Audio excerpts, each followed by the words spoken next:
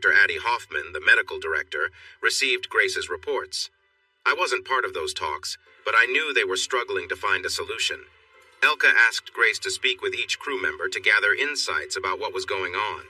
Grace discovered many interesting things, but the most important point was that those in close relationships were coping better than those who were not. I remembered when Grace had predicted this outcome. Now we had proof she was correct. But what could we do with this new information? Dr. Hoffman couldn't give out doses of closeness. That wasn't something we could provide at the pharmacy. Elka made a choice that she knew might upset the leaders back on Earth, but she felt it was necessary because of her concerns. She decided to encourage us to expand our friendships and connections. Yes, you read that right. This was the key message about building relationships on Mars. Elka began by speaking with each of the men on the base, starting with me. The women on Mars are feeling very isolated, she explained. They need support to get through their time here, but mainly they need attention and connection. I want you to keep an open mind about this. I encourage you to spend more time with your female crewmates. We have to let go of traditional views on relationships. It's important to move beyond jealousy. I won't force anyone to get involved, as I know some may not agree with this idea. But remember, your fellow crew members are feeling quite alone. If you can't support this, at least refrain from criticizing it. Next, Elka spoke with the women. I wasn't sure of the exact details, but Adeline told me that Elka encouraged them to form connections with us men, even though many were already in relationships. She mentioned how women in history, especially in France after World War I, sought out different kinds of relationships due to a shortage of men. Elka told us this is temporary and might help us get through the rest of our time here, Adeline shared. It was like setting off a race. Many women felt they needed permission to act on ideas they had already considered. Everyone on the base knew about the connections I had with Adeline, Elka, and Agatha. It seemed to work for us, which inspired others to explore their own relationships. I started receiving requests from women all over the base. I didn't turn anyone away because I felt it would be unfair to choose one person over another. This caused a challenge because I didn't have enough time to really connect with the women who wanted my attention. As always, Grace had a smart idea. She suggested I spend one night each week with Adeline, Elka, and Agatha. That left me with 4 nights for everyone else. I had 7 women who wanted to be close friends, so I asked Grace to make a schedule for me. I wanted to be clear that Grace would inform my new friends when they were supposed to see me. This way, no one would feel jealous if they thought I was favoring one person over another. We were open about everything. I just looked over what I've written so far, and it feels a bit strange. It almost sounds like we were dividing attention like people do with food during a shortage. One reason it worked was that everyone on Mars thought similarly. We all were good at math and liked to think logically, so it made sense that we would figure out a solution that matched our way of thinking, even when it came to relationships. The big news is that Elka's idea quickly boosted everyone's spirits. The women who had been missing connection for so long were thrilled at the idea of spending time with someone again. The women who became part of what we started calling Mike's group began to flirt with me whenever they could. "Looking good today, Mike." Christine, a woman I had just added to my schedule, said to me, "I can't wait to see you again." I wasn't used to hearing that kind of thing from women I hardly knew, but soon it became a regular thing. The atmosphere on the base started to feel like a fun celebration. We men were treated in a light-hearted way. I spent my last evening with Elka before it all started. "I'm really happy," she said. "This is the best mood I've seen since we got here. I wish I had done this sooner. It's a strange plan, but maybe it's a smart one." "We'll see," I replied. "Are you nervous?" she asked. "Yes," I admitted. "Starting tomorrow, I'll need to make sure I can meet the needs of a bunch of women I don't know well. It feels like a lot to handle all at once." "Have you heard what they're calling themselves?" Elka asked. "Harem girls. You and the other guys now have harems." "Very funny," I said. "Does that make me a leader?" "Sounds fitting." "This is definitely the oddest thing I've ever done," I said. "Not really, Mike," Elka replied with a smile. "The oddest thing is being on Mars. Compared to that, spending time with a few women is pretty normal." "Not for me," I said. Elka laughed. "I bet you'll end up enjoying it more than you think. This is what many people dream about." More women than I could easily manage. Deal with it, soldier. And when I say deal with it, I mean that in both a serious and fun way. At that point, Elka's laughter was loud enough to show me that she felt no pity for my situation. As I write this, I figure you readers probably feel the same. After all, I was looking at a future where I would be spending time with a different woman each night. Pretty tough, right? Think of it like this. I was expected to connect with many different women who likely had different interests. I worried that some of them wouldn't be happy with me. I feared they might talk about me later, mentioning anything from my performance to how I didn't meet their expectations. It was a little like how I felt when I first became close with someone. I was fortunate to have a girlfriend at that time who understood I was inexperienced and made it a good experience. But in the back of my mind, I felt nervous about what lay ahead. That's how I felt when I thought about spending time with women I didn't really know. It started one morning when Grace told me I was going to meet a chemical engineer named Gia Bernardi. She was part of the team working on getting water from under the surface of Mars, cleaning it up, and making it safe to drink. Gia grew up in Tuscany and had an Italian accent that I started to like almost as much as I liked Adeline's French accent. Gia had wavy black hair that she wore longer than many other women on Mars. Long hair could be tricky on Mars, needing more effort to keep it nice. On Earth, gravity helps hair fall into nice shapes, but on Mars it can get a bit wild. Gia's hair was big and pretty, but I guessed it took a lot of care. "Thank you for coming to see me, Mike," Gia said when she opened the door. "Are you nervous? I'm a little nervous." That reminded me that many women usually prefer to be with men who seem confident and sure of themselves. "I've always thought you were really appealing, Gia," I told her. "I wish we had more chances to get to know each other. Maybe we can do that now." Gia looked relieved. "Thank you for being willing to spend time with me," she said. I felt there was no point in saying that I said yes to every woman who asked to be with me. Things were already a bit uncomfortable, and I didn't want to say anything that would make Gia feel less valued. "Gia, when someone expresses interest like you have, it's a huge compliment," I said. "I just hope I don't let you down." I moved closer to her, hoping to ease the tension. "I've always admired your hair," I said. "May I touch it?" Gia nodded, so I gently ran my fingers through her thick hair. I put my other arm around her waist and pulled her gently toward me. I carefully stroked her cheeks and neck, trying to make sure she was comfortable. "Thank you for letting me be close like this," I whispered. "You can," she replied softly. "I trust you." Though Gia and I weren't strangers, this felt new, and I wasn't sure how to proceed. I lightly traced my finger over her lips before giving her a soft, brief kiss. It wasn't much, but it felt like the right pace. If I'd known her better, I might have leaned in for more, but it felt important to go slow. I've always believed that taking things slow is better than rushing. I let my hand glide up and down her back, avoiding anything too forward. I could feel her heartbeat, matching the nervous excitement I felt. Not quite ready for a more passionate kiss, I kissed her cheek and slowly made my way to her neck. Gia responded by resting her hand on the back of my head, pulling me a little closer. I took that as a signal that she was comfortable, and it encouraged me. I continued, kissing her neck gently, then higher until I reached her ear. I gave it a soft kiss, and she let out a quiet breath, signaling that she felt the moment too. "Yes, this is nice," she murmured. It seemed like things were going well, so I finally felt comfortable giving her a deeper, more meaningful kiss. I've always loved how intimate a kiss can be, and though it still felt a bit unfamiliar, I leaned in and kissed her again. This time it was more involved, and she responded warmly. We exchanged several kisses, each one more connected than the last. We had been standing the whole time, so I suggested we sit down. "Let's get comfortable," I said, guiding her to the edge of the bed. We sat there, still close, and the atmosphere became more relaxed. My hands rested gently on her shoulders as we continued to share this quiet moment. As we talked and connected, I could feel that Gia was opening up, and I made sure to be as respectful and caring as possible. The night was all about trust, and I wanted to make sure she felt safe and comfortable. Gia was a striking woman, with a curvy figure that caught my attention the first time we met.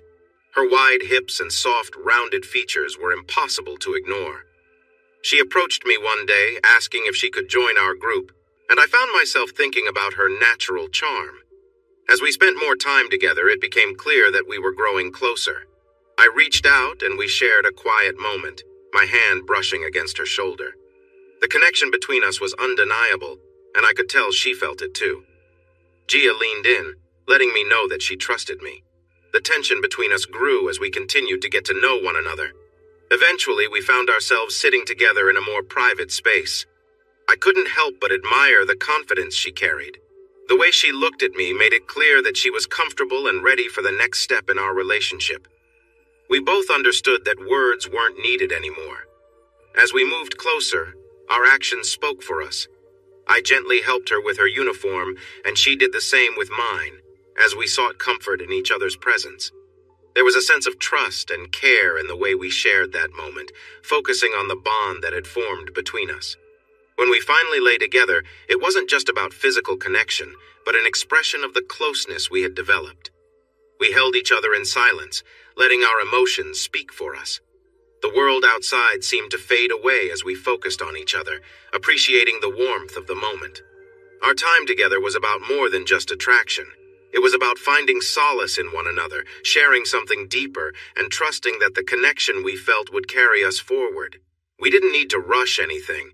This was just the beginning of a bond built on mutual respect and understanding. Gia and I shared a moment that was intimate and meaningful. She was someone special, and I could tell there was something different about her. As we grew closer, I found myself appreciating her unique qualities more and more. In that private moment, Gia showed her trust in me. We both understood that we were stepping into new territory, and I wanted to make sure she felt comfortable. I focused on her, paying attention to how she reacted, knowing that this was about more than just the physical connection. It was about building something deeper. We took our time, and I was careful to let the moment unfold naturally. I wanted her to feel valued, not rushed, so I kept things slow and thoughtful. Gia responded with a mix of eagerness and patience, showing how much this connection meant to her as well. We continued, allowing the emotions between us to guide our actions. At one point, Gia expressed her needs, asking for more from me, but I remained steady, making sure that she felt completely cared for. It wasn't just about fulfilling her requests, it was about showing her that I was there for her, and I wanted to make sure everything felt right for both of us. As our closeness grew, Gia thanked me in a way that made me realize how much she appreciated being treated with care and respect. She found comfort in letting me guide the moment, and I was happy to be there for her, providing the connection she needed. It was clear that our bond had deepened, and I wanted her to know that I respected every aspect of her, both in that moment and beyond. Through this experience, I learned more about Gia's personality and what made her unique. While some might seek more intense experiences, for us it was about trust and mutual respect, creating a space where we could both feel secure and appreciated. This was just the beginning of something that had the potential to grow into a meaningful relationship built on understanding and care. Gia and I discovered that she liked feeling cared for, but in a way that made her feel she could trust me to take the lead. Over time, we grew comfortable in our connection, and our bond became stronger. As we spent more time together, we learned how to be in sync, moving together in a natural rhythm. Gia showed her affection through her actions, and I focused on making sure she felt appreciated. We shared a deep understanding of each other, and the experience was not just about physical closeness, but emotional connection as well. At one point, she expressed how happy she was, marveling at how long we had shared that moment together. Her excitement and joy were contagious, and I felt a sense of accomplishment knowing she was so satisfied. We continued to enjoy each other's company, adjusting and laughing, finding joy in the lightness of the moment. The reduced gravity on Mars made everything feel a bit easier, and it gave us more time to simply enjoy being close. Gia was expressive and full of energy, which added to the fun of it all. Her happiness made me feel confident and reassured.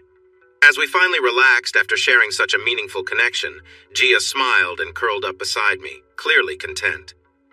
"That was amazing. Thank you so much," she said softly, her eyes full of warmth. "You're welcome," I replied, just as softly, feeling grateful for the time we had spent together. We both knew that this moment was about more than just the experience. It was about the trust and closeness we had built, and the appreciation we had for one another. "Gia, I just had a wonderful experience with someone as special as you. It feels strange hearing you thank me. Really, I should be thanking you. I said with a smile. Gia laughed, her voice light and joyful. We ended up talking for a long time. Looking back, I realized that Gia craved not just physical closeness, but also emotional connection. She longed for real companionship, conversation, affection, and a sense of being understood. It was clear that this need for intimacy couldn't be fulfilled in just one night. Whenever we spent time together, it was always a blend of laughter, meaningful conversations, and moments of closeness. These evenings usually ended with us falling asleep beside each other, enjoying the comfort of being close. When we woke up, we would enjoy the morning together before going about our day. The connection we shared deepened with each moment. One morning I ended up being late for work because Gia and I had taken our time together. By the time I arrived at the electronics shop, Agatha was already at her workstation. She had a playful grin on her face, and I knew she suspected where I'd been. The crew talked a lot about the new relationships that had developed, what they jokingly referred to as the harem system. "Morning, boss. You look a bit worn out," Agatha said teasingly. "Didn't get enough sleep last night?" I chuckled. Yeah, I'm fine." She leaned closer, pretending to sniff the air. "I smell something, and it's not me," she joked. "Is it that obvious?" I asked. "Relax. I'm just messing with you," she said. "If you ever actually come in smelling like a whole perfume shop, I'll be sure to tell you." "Gee, thanks," I said, shaking my head. As the weeks went on, I got to know all the women who had asked to be part of this unusual arrangement. My first night with Gia had gone so well that my nervousness started to fade. The relationships we were navigating were unconventional, with everything happening in reverse, closeness first, and then familiarity. But despite the odd situation, all the women were kind, understanding, and open to figuring out how to make things work. And overall, we did just that. One thing that always made me uncomfortable, though, was the language used to describe what was happening. I didn't like the word harem being used to describe the group of women I was spending time with. It felt impersonal. I preferred thinking of them as girlfriends, though I knew that didn't fully capture the complexity of our situation. When I later looked into the word harem, I found it had more layers than I initially thought. In many cultures, a harem wasn't just about relationships. It was also about the women's roles in the household, like cooking, cleaning, and caregiving. It made me realize that these relationships, like everything else in life, had their own unique meanings depending on how you looked at them. In modern times, people often imagine harems as places where women are trapped, waiting to be called upon by powerful men. I was never comfortable when the women in my group jokingly referred to themselves as Mike's harem girls. It felt wrong, especially because I believed that humanity's mission to Mars was about building a society where everyone was equal, without sexism or discrimination.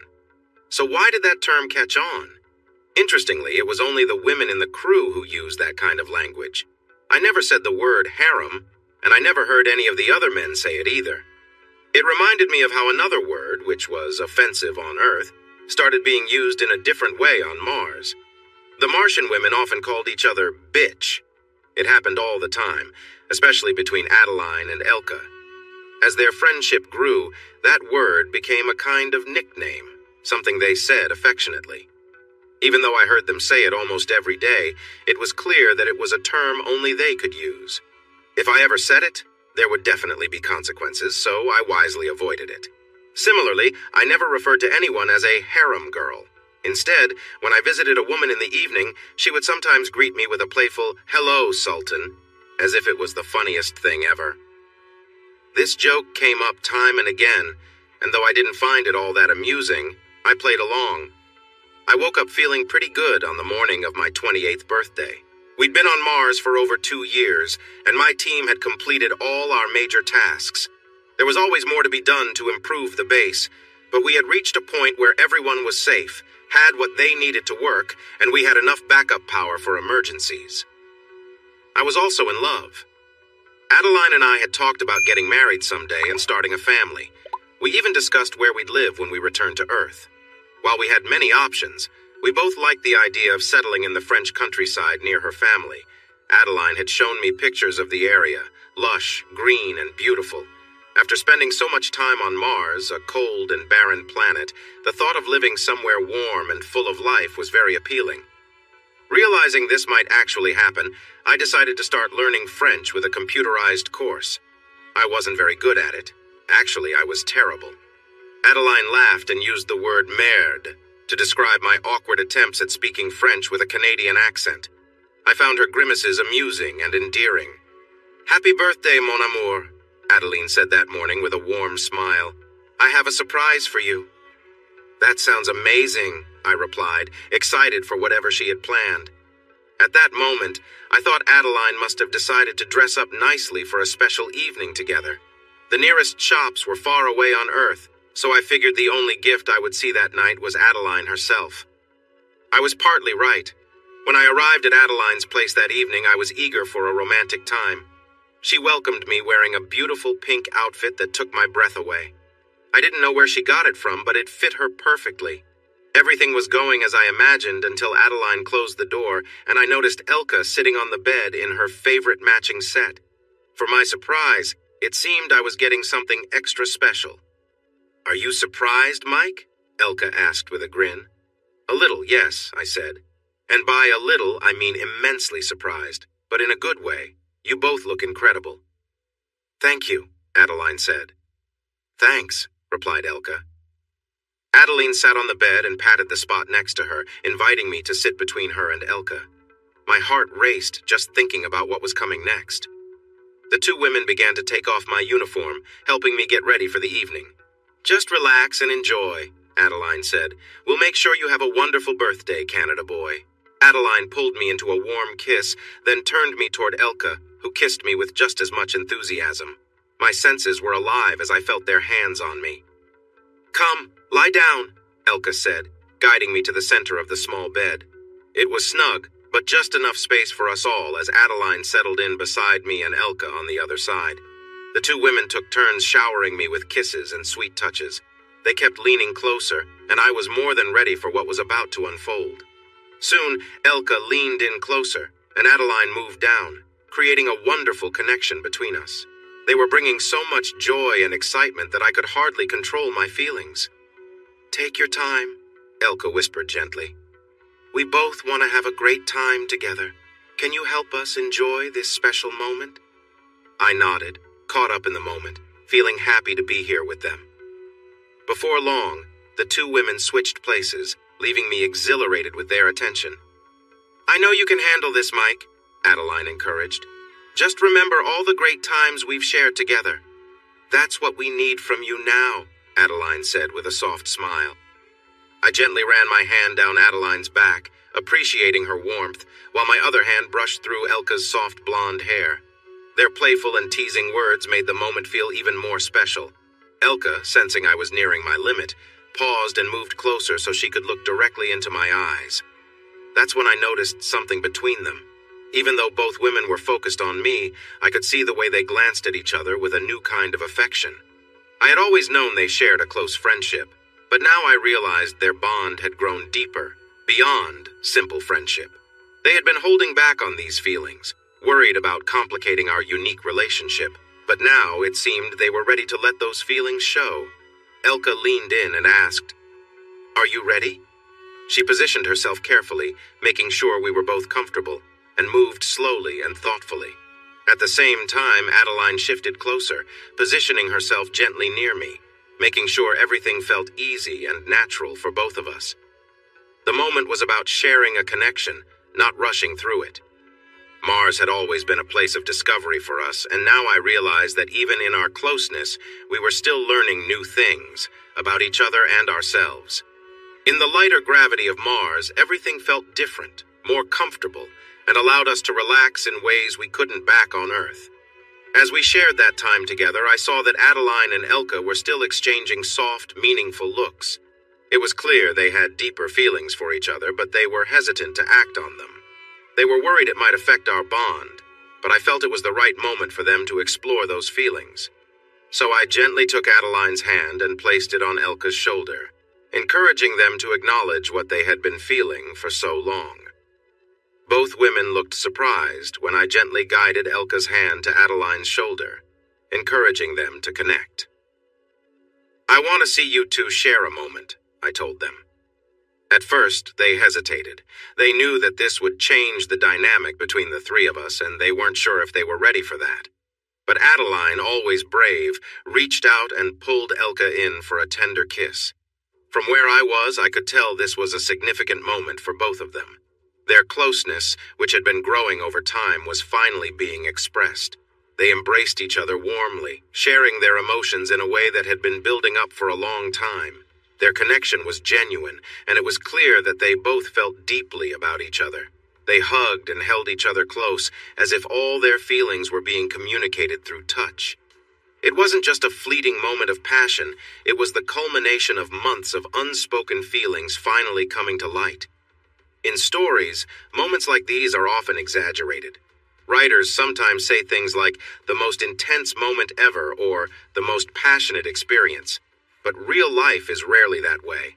However, I can honestly say that seeing Adeline and Elka finally express their feelings was one of the most beautiful things I'd ever witnessed. It wasn't just about the physical connection. It was about watching two people I cared for deeply share something special between them. As the moment passed, Elka needed a break. She smiled and let out a little laugh, the kind that often comes after an emotional release. Adeline, with a soft smile, gently shifted her position and wrapped her arms around me.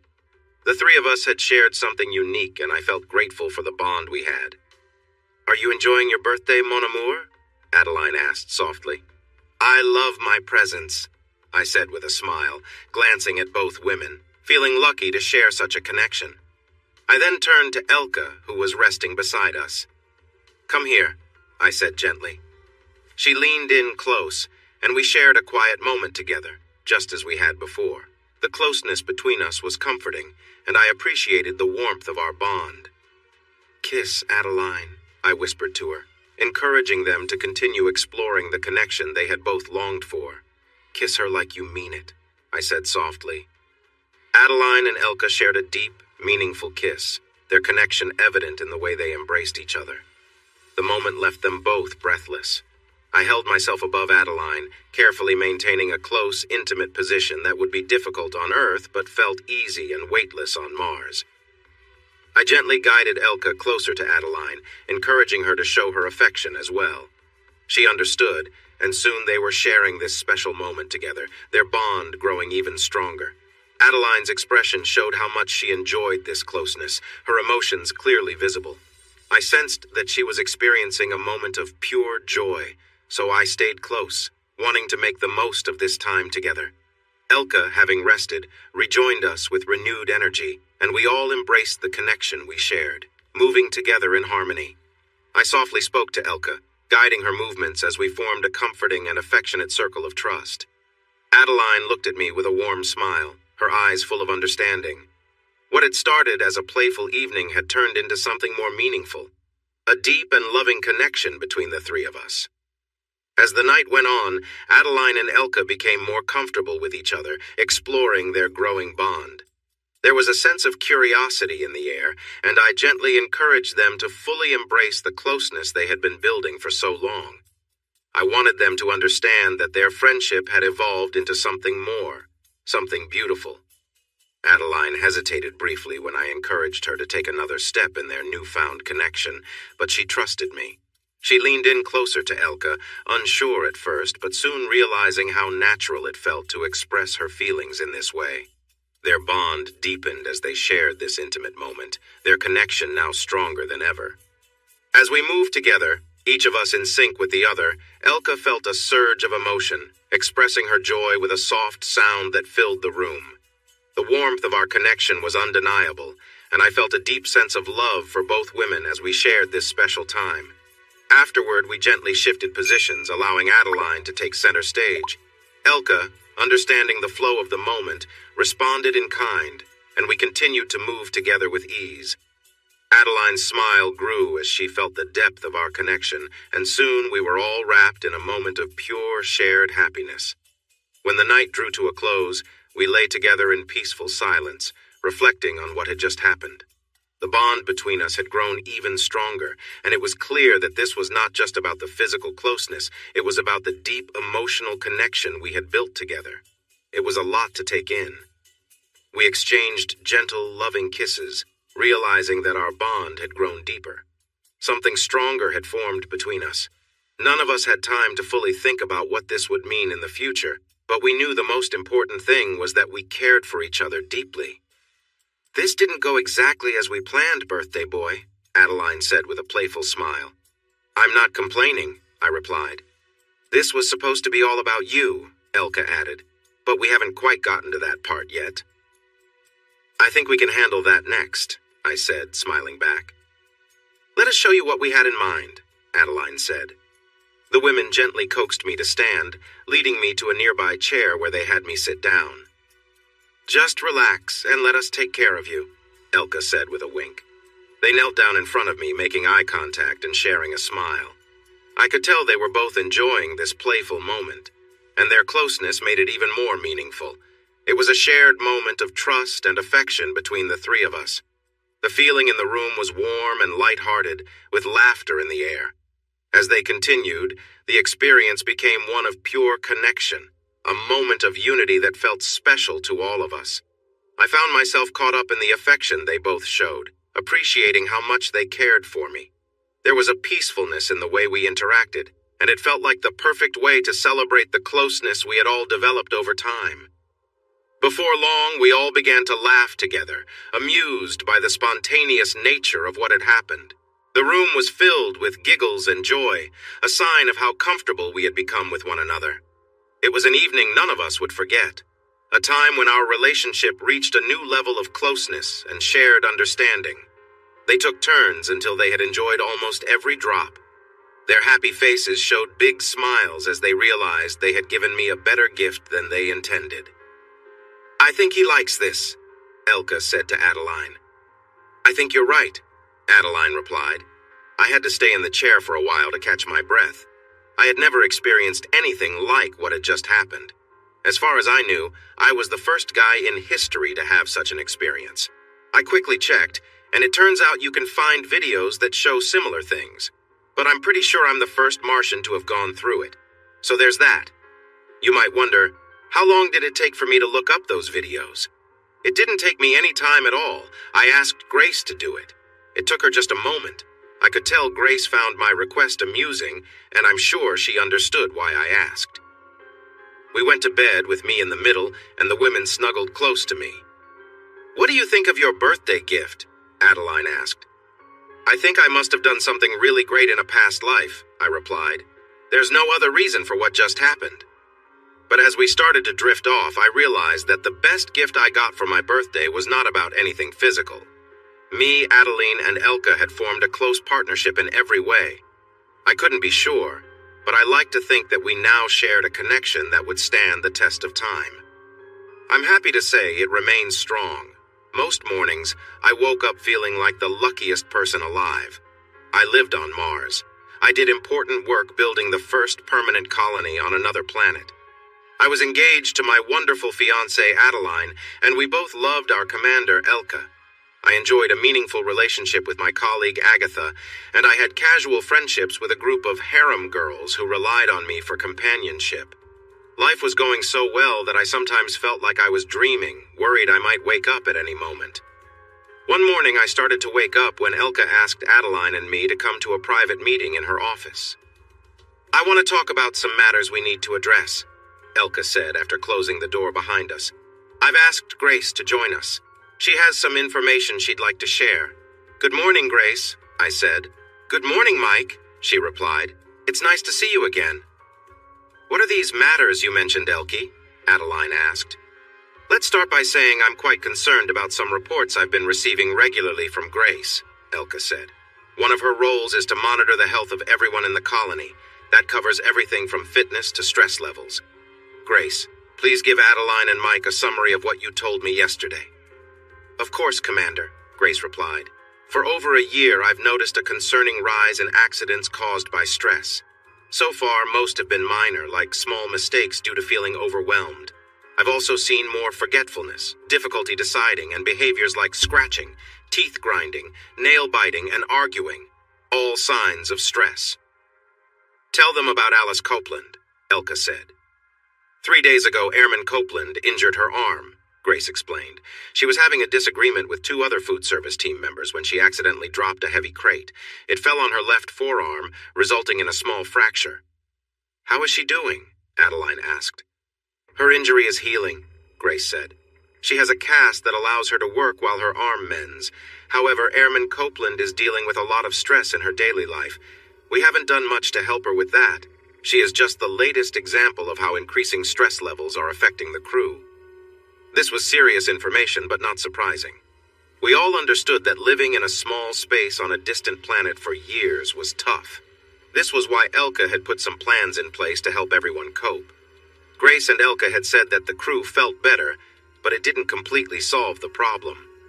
I'm planning some changes to help improve things, Elka said. I'm adjusting schedules to give everyone more time off. I'm removing some tasks from the crew's to-do list so they don't feel overwhelmed. I'm also encouraging more exercise since it's known to help reduce stress. Some crew members have not been active enough. We'll be making many small changes, but I have one idea I'd like you to help with, Mike. If you're on board, it could really help with everyone's stress. Grace, share what you've learned about what we've already done to lower stress levels in the colony. Certainly, Commander. So far, the most effective way to relieve stress has been encouraging crew members to connect with each other in a supportive manner. Several indicators show that this leads to better productivity and happiness, along with fewer reports of stress symptoms. At this point, I began to wonder what exactly Elka wanted me to do. I was already busy with 2 different relationships every day, and adding more could affect my work. None of this is surprising, I said. It confirms what we thought when you started this program. I understand how you can help people have more time off and get more exercise, but I can't see how they can have more romantic time together. I have an idea about that, Mike, Elka said. I'd like you to take on fewer tasks. It would help the team if you and the other men could spend more quality time with the women. Take on fewer tasks? I enjoyed my work. Helping to build the colony's power system was the most thrilling job I'd ever had. I didn't think I'd get a chance to do something this important again. Elka, I don't want to do less work, I said. I get that, Mike, she replied.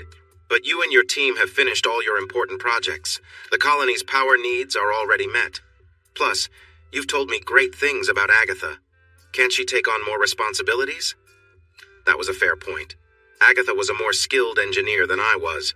I was team leader because I had graduated from the U.S. Air Force Academy, while Agatha joined the astronaut program as a civilian. My experience had added an international touch to the Mars mission, but technically, Agatha was the one who understood our systems better. Still, I wanted to keep working as much as I could. My time on Mars was limited, and I wanted things to be perfect when the next crew arrived. Elka, I don't see how I can spend more time with other women, I said. I already have morning and evening partners. I don't have time for more. I've thought about that, Elka said. Mike, do you know what a nooner is? No, I haven't heard of it, I replied. Grace, could you explain that to Mike? Elka asked. Sure, Commander. Mike, a nooner is when 2 people share a quick romantic moment during the day. They usually sneak away during their lunch breaks. It's more common among people trying to keep things secret. Even though it's not as relaxed as normal, many say it feels exciting because it feels a bit daring. This was getting pretty unusual. I wasn't sure I could keep up with so many people every day. Things had been going well because the lower gravity on Mars made everything feel easier and more enjoyable. But morning, noon, and night? That seemed like a lot. What do the other guys think about this? I asked. So far, you're the first male crew member to hear about it, Elka said. Mike, the women you spent time with have all praised you for how you treat them. They see you as a caring person who tries hard to make them feel special. Adeline and I know you are kind and thoughtful. I hope you'll consider giving it a try. When I talked to the other guys about what I wanted, Elka said, I wish you could say you've already started to make it happen. I didn't know how to reply. As a young man, the idea of spending more time with such a great group of women was exciting, but I didn't want to let others do my part.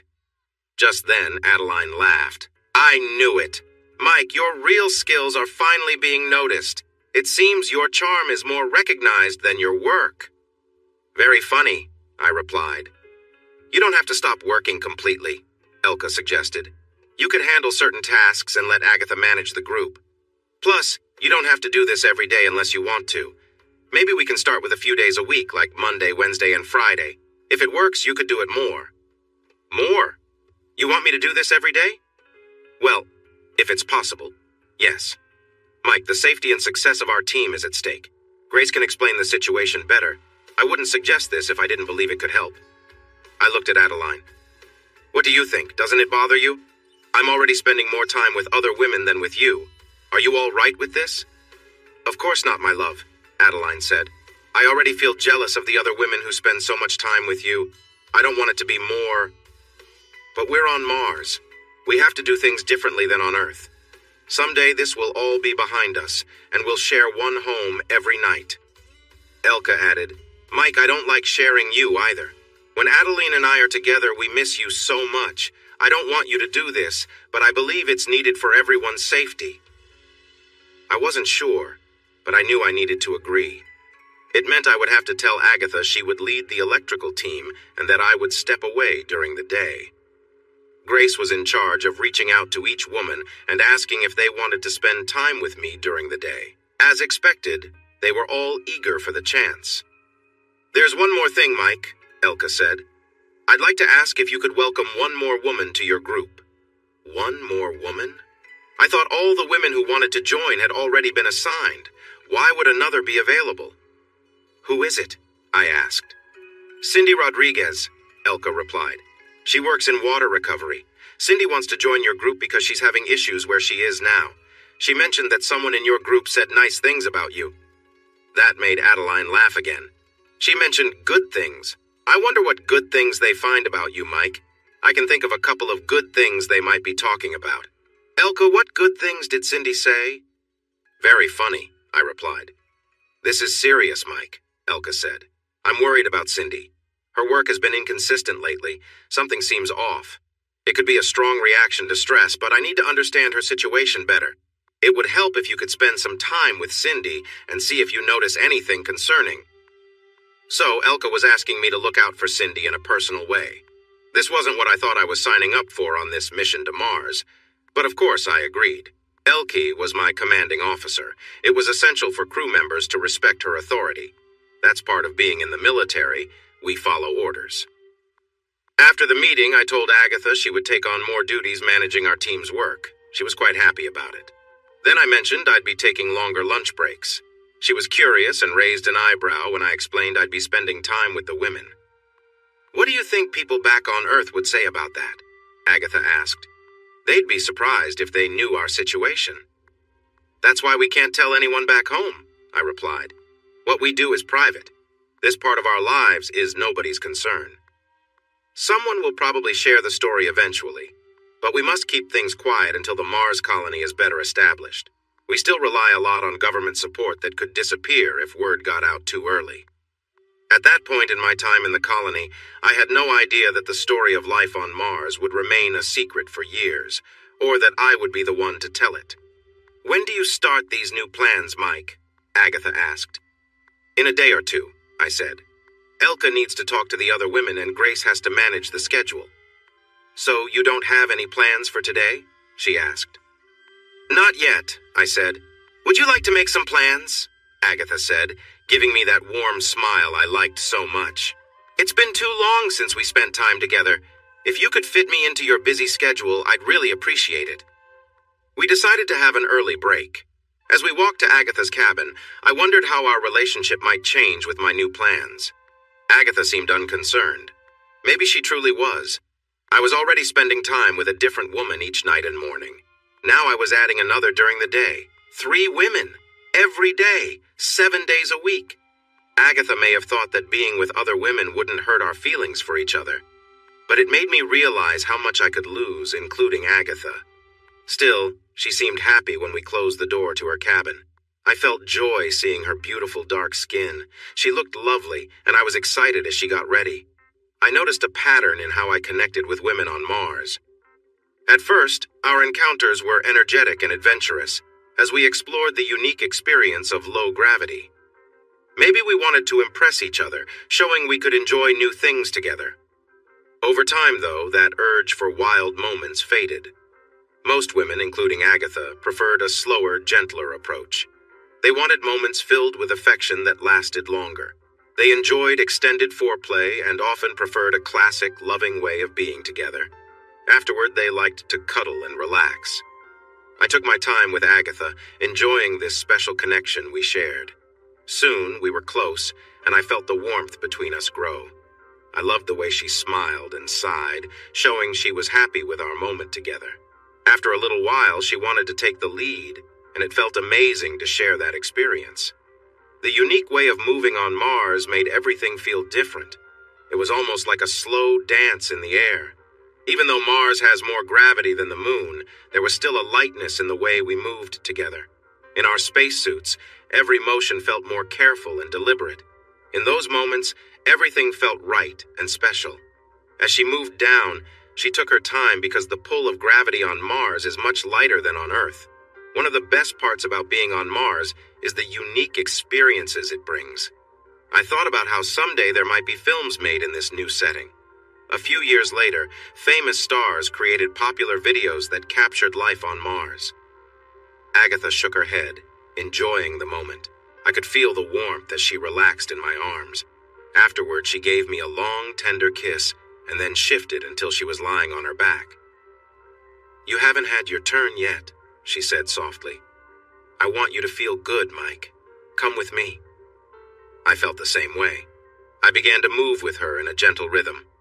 In a short time, I felt a wave of pleasure. She held me close until it passed, then let me go. We relaxed for a bit, then got dressed quickly. This was my first afternoon break, and we needed to be fast. Our lunch break was usually short, so we quickly had a cup of soup before heading back to work in the electronics shop. That day, I was excited about a project I was working on. The swimming pool on the second floor had a section we called the patio. We loved to sit in lounge chairs there before and after swimming. It was a nice way to unwind. I thought it would be even better if I added bright lights to the patio, making it the sunniest place in the whole base.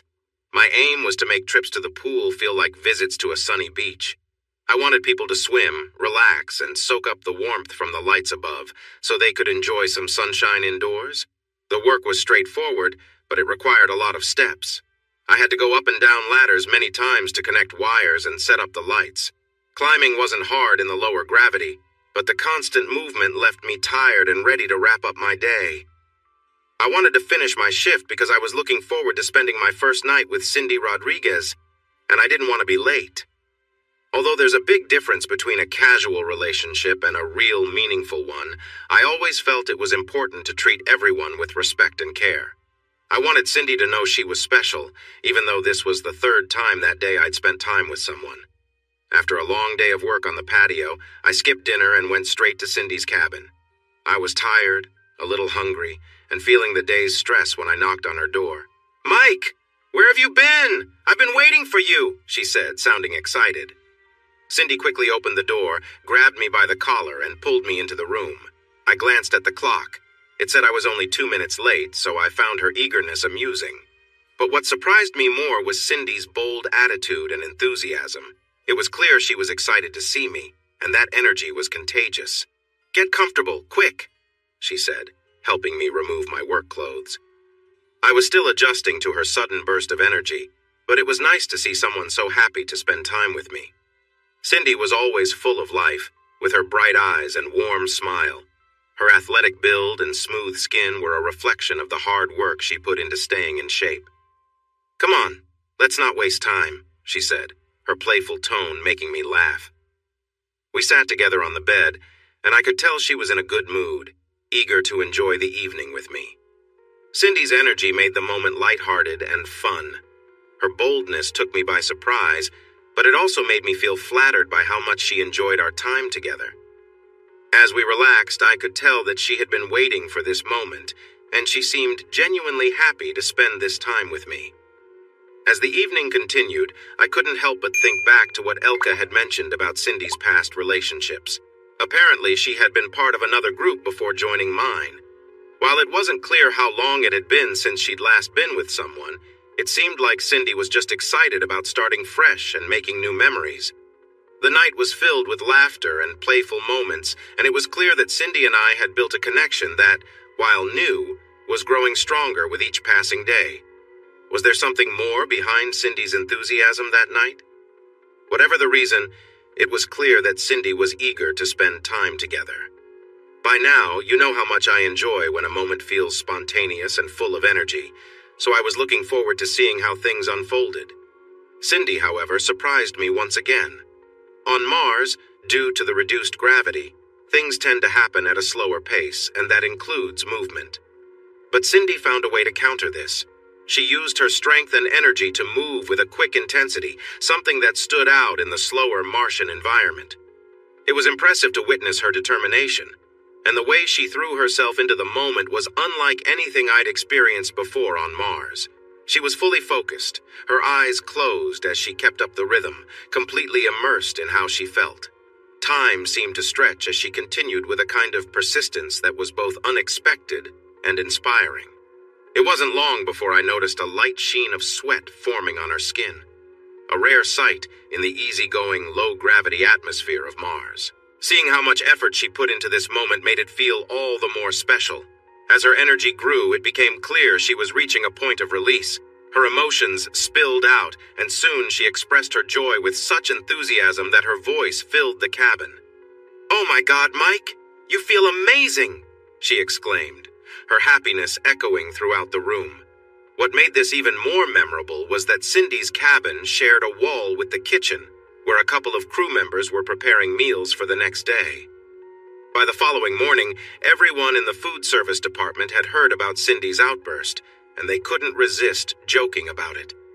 Word spread quickly, and soon her joyful exclamations became the talk of the base, with people sharing light-hearted imitations. Anyone who's been part of a close-knit team like those in the military would understand how these playful rumors circulate. Not long after Cindy's emotional moment, I reached my own peak. I always try to make sure that my partner feels satisfied, and it seemed like this time we both experienced something meaningful together. As her energy slowed, Cindy seemed content, her earlier determination giving way to a calm sense of relief. I felt the same sense of fulfillment. Cindy collapsed gently onto my chest, letting out a soft, satisfied sound. It was clear she was happy, and so was I. The evening had been full of unexpected surprises, and it left us both feeling connected and relaxed. We shared a warm moment for a minute, then Cindy lay down next to me and I quickly fell asleep. It made sense. I had a tiring day, working hard on the patio project, skipping dinner and spending time with 3 different women. I wondered if every day would be like this as I drifted off. A few hours later, I woke up and noticed that Cindy wasn't beside me. I opened my eyes and saw her kneeling by the window. She looked worried. Why isn't she sleeping, I thought. Everyone on Mars worked long hours, so I figured Cindy should be tired. Stress can keep people awake, but I thought she would be resting peacefully. "Is everything all right?" I asked. Cindy didn't respond. She just continued looking out the window, quiet and still. What could she see, I wondered. I got out of bed, knelt beside her, and wrapped my arm around her shoulders. "Is everything all right?" I asked again, looking out with her. There's a frightened look in her eyes. "No," she said. "They're out there, watching, always watching. They're coming?" Uh-oh. Cindy seemed to be having a tough moment. It explained her unusual behavior since I arrived. I realized I was the first to notice Cindy's struggles because I had seen it before. My uncle and grandmother faced tough mental health challenges for most of their lives. My grandmother managed her condition well, so I didn't see many signs of it growing up. My uncle had a more serious condition, and he would often avoid his medication. He had schizoaffective disorder, which caused troubling symptoms. He would sometimes have strong beliefs that weren't based in reality and hear voices, especially in loud places. I remember him using earbuds to listen to music to help block out the voices that bothered him. During his difficult times, he would go days without sleep. Like Cindy, he acted very energetic and restless. He also showed a strong desire for connection with others. Some people may have found him charming, and he often met women who were interested in him very quickly. They were usually disappointed to realize that his charm was linked to his struggles with mental health. When he took his medication, my uncle became more like anyone else. I can see why he wanted to leave. Without his medicine, he would get worse until he had to go to a closed hospital where they gave him strong drugs to help him feel better. But it took time. It often took several weeks before he was no longer a risk to himself or to others. I remember visiting him in the hospital. He would talk about strange thoughts that made him feel scared.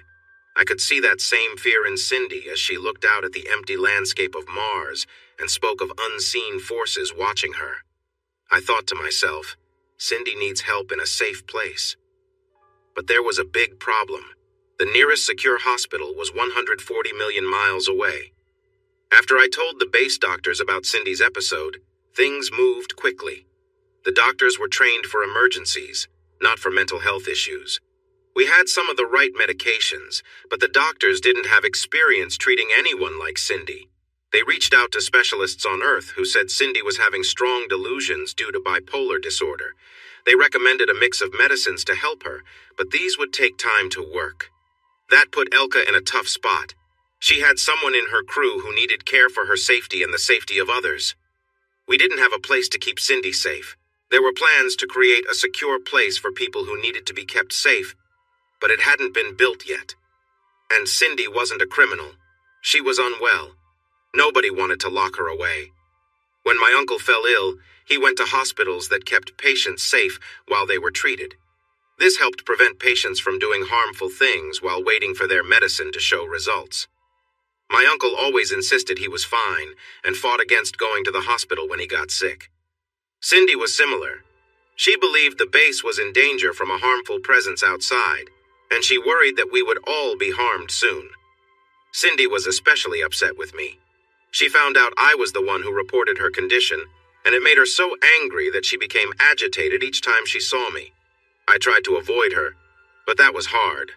The base was small and we lived close to each other. As commander, Elka needed to keep Cindy from doing anything risky. She told everyone to stay alert and to step in if they saw Cindy acting dangerously. "What will happen now, Mike?" Elka asked me. She had never dealt with someone suffering like this and hoped my past experiences with my uncle could guide her. "I can't say for sure," I replied. "It takes a while for the medicine to start working." Sometimes it took a long time for my uncle's strange beliefs to go away. The doctors on Earth might have answers, but they can't really predict how things will turn out.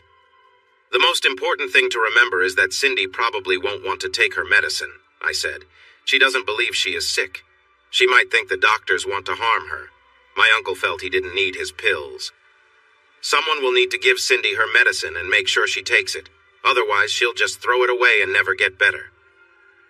We soon understood that we had to make our living space safer.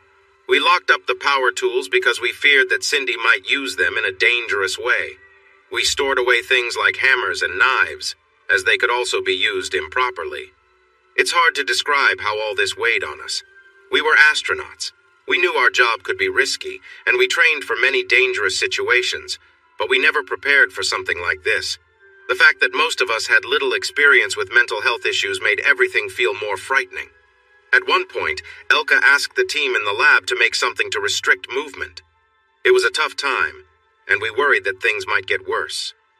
There was one piece of good news. Our 3-year mission on Mars was almost over.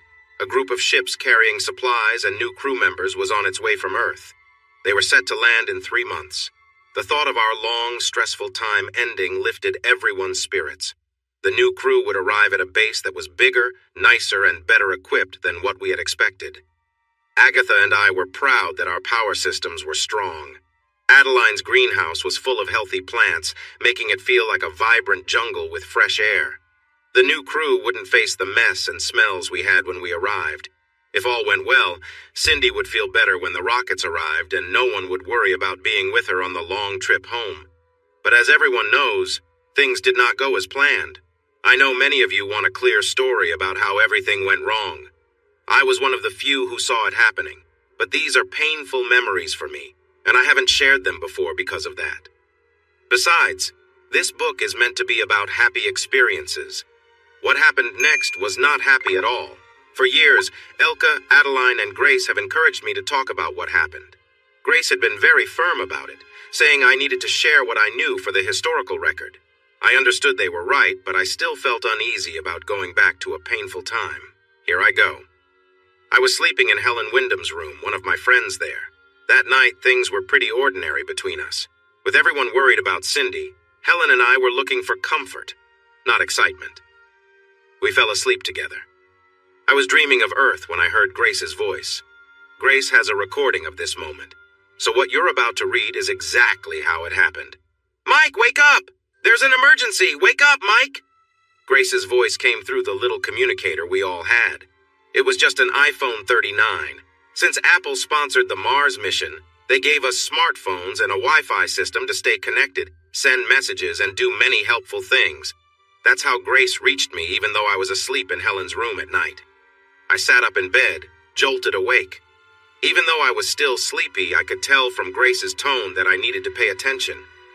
"What's going on, Grace?" I asked. "You need to put on your spacesuit right now. It's urgent. Get to the docking area immediately. I'll explain more on the way. Hurry!" I swung my legs over the side of the bed and stood up. "Don't waste time getting dressed, Mike," Grace said. "You have to hurry." "But I'm not dressed," I said. "That's not important. Just get to the docking area as fast as you can." Still a bit groggy, I opened the cabin door and ran down the hallway. I had never jogged inside before, and I bumped my head on the ceiling a couple of times. Only a few people were awake during the night shift. They looked confused and worried. Grace was in touch with other crew members, informing them about the emergency and what they needed to do. "Mike, you don't have time to put on your thermal layer," Grace said. "Just get into the spacesuit and go to the airlock. I'll tell you more when you get there." That worried me. We usually wear a thermal layer under our spacesuits for warmth. It gets really cold on Mars, especially at night, and I didn't want to go outside without that extra protection. By then, I was alert enough to understand that whatever was happening must be serious if Grace wanted me to go out without my thermal layer. I got to the docking area, grabbed my suit from the rack, and put it on as quickly as I could. Just then, a team member named Jake Bryanson arrived. Grace had asked him to help me with my gear. With Jake's assistance, I was able to get ready and step into the airlock much more quickly. "What's happening, Grace?" I asked as she began letting air out of the airlock. "There's been a sudden loss of air pressure at the west side of the base," Grace said. "The airlock door is open. You need to get there quickly and close that door. Once you do, I can start putting air back into the area." No wonder Grace was in such a rush. "Are there injuries?" I asked. "Yes," she replied. The airlock door opened and I rushed outside. The cold hit me right away, especially at my feet, which were touching the icy ground. It was minus 139 degrees that night. If I had been wearing my thermal layer, I would have been okay, but without it, I was in trouble. "Mike, you need to run to the west airlock now. Also, turn on your suit's camera so I can see what happened. I need that information to figure out what caused this." I pressed the button on my chest to turn on the camera. The stars were particularly bright on Mars because the atmosphere is so thin. The starry sky lit up the landscape. If things hadn't been so serious, I would have enjoyed looking at the beautiful night sky and the glowing Martian horizon. It was a long run to the west airlock, located at the far side of the base. Luckily, I had spent enough time outside to know the quickest way there. After you close the airlock door, it will take a few minutes to bring the pressure back to safe levels. During that time, you will need to check the area for anyone who might be in danger so I can see what kind of help is needed. "I get it," I replied. What I didn't say was that my feet felt like ice, and the rest of my body felt freezing cold. As I got closer, I could see a figure lying on the ground near the airlock. It was Cindy. She had opened the door, causing a loss of pressure that sent her away. Grace noticed it at the same moment I did.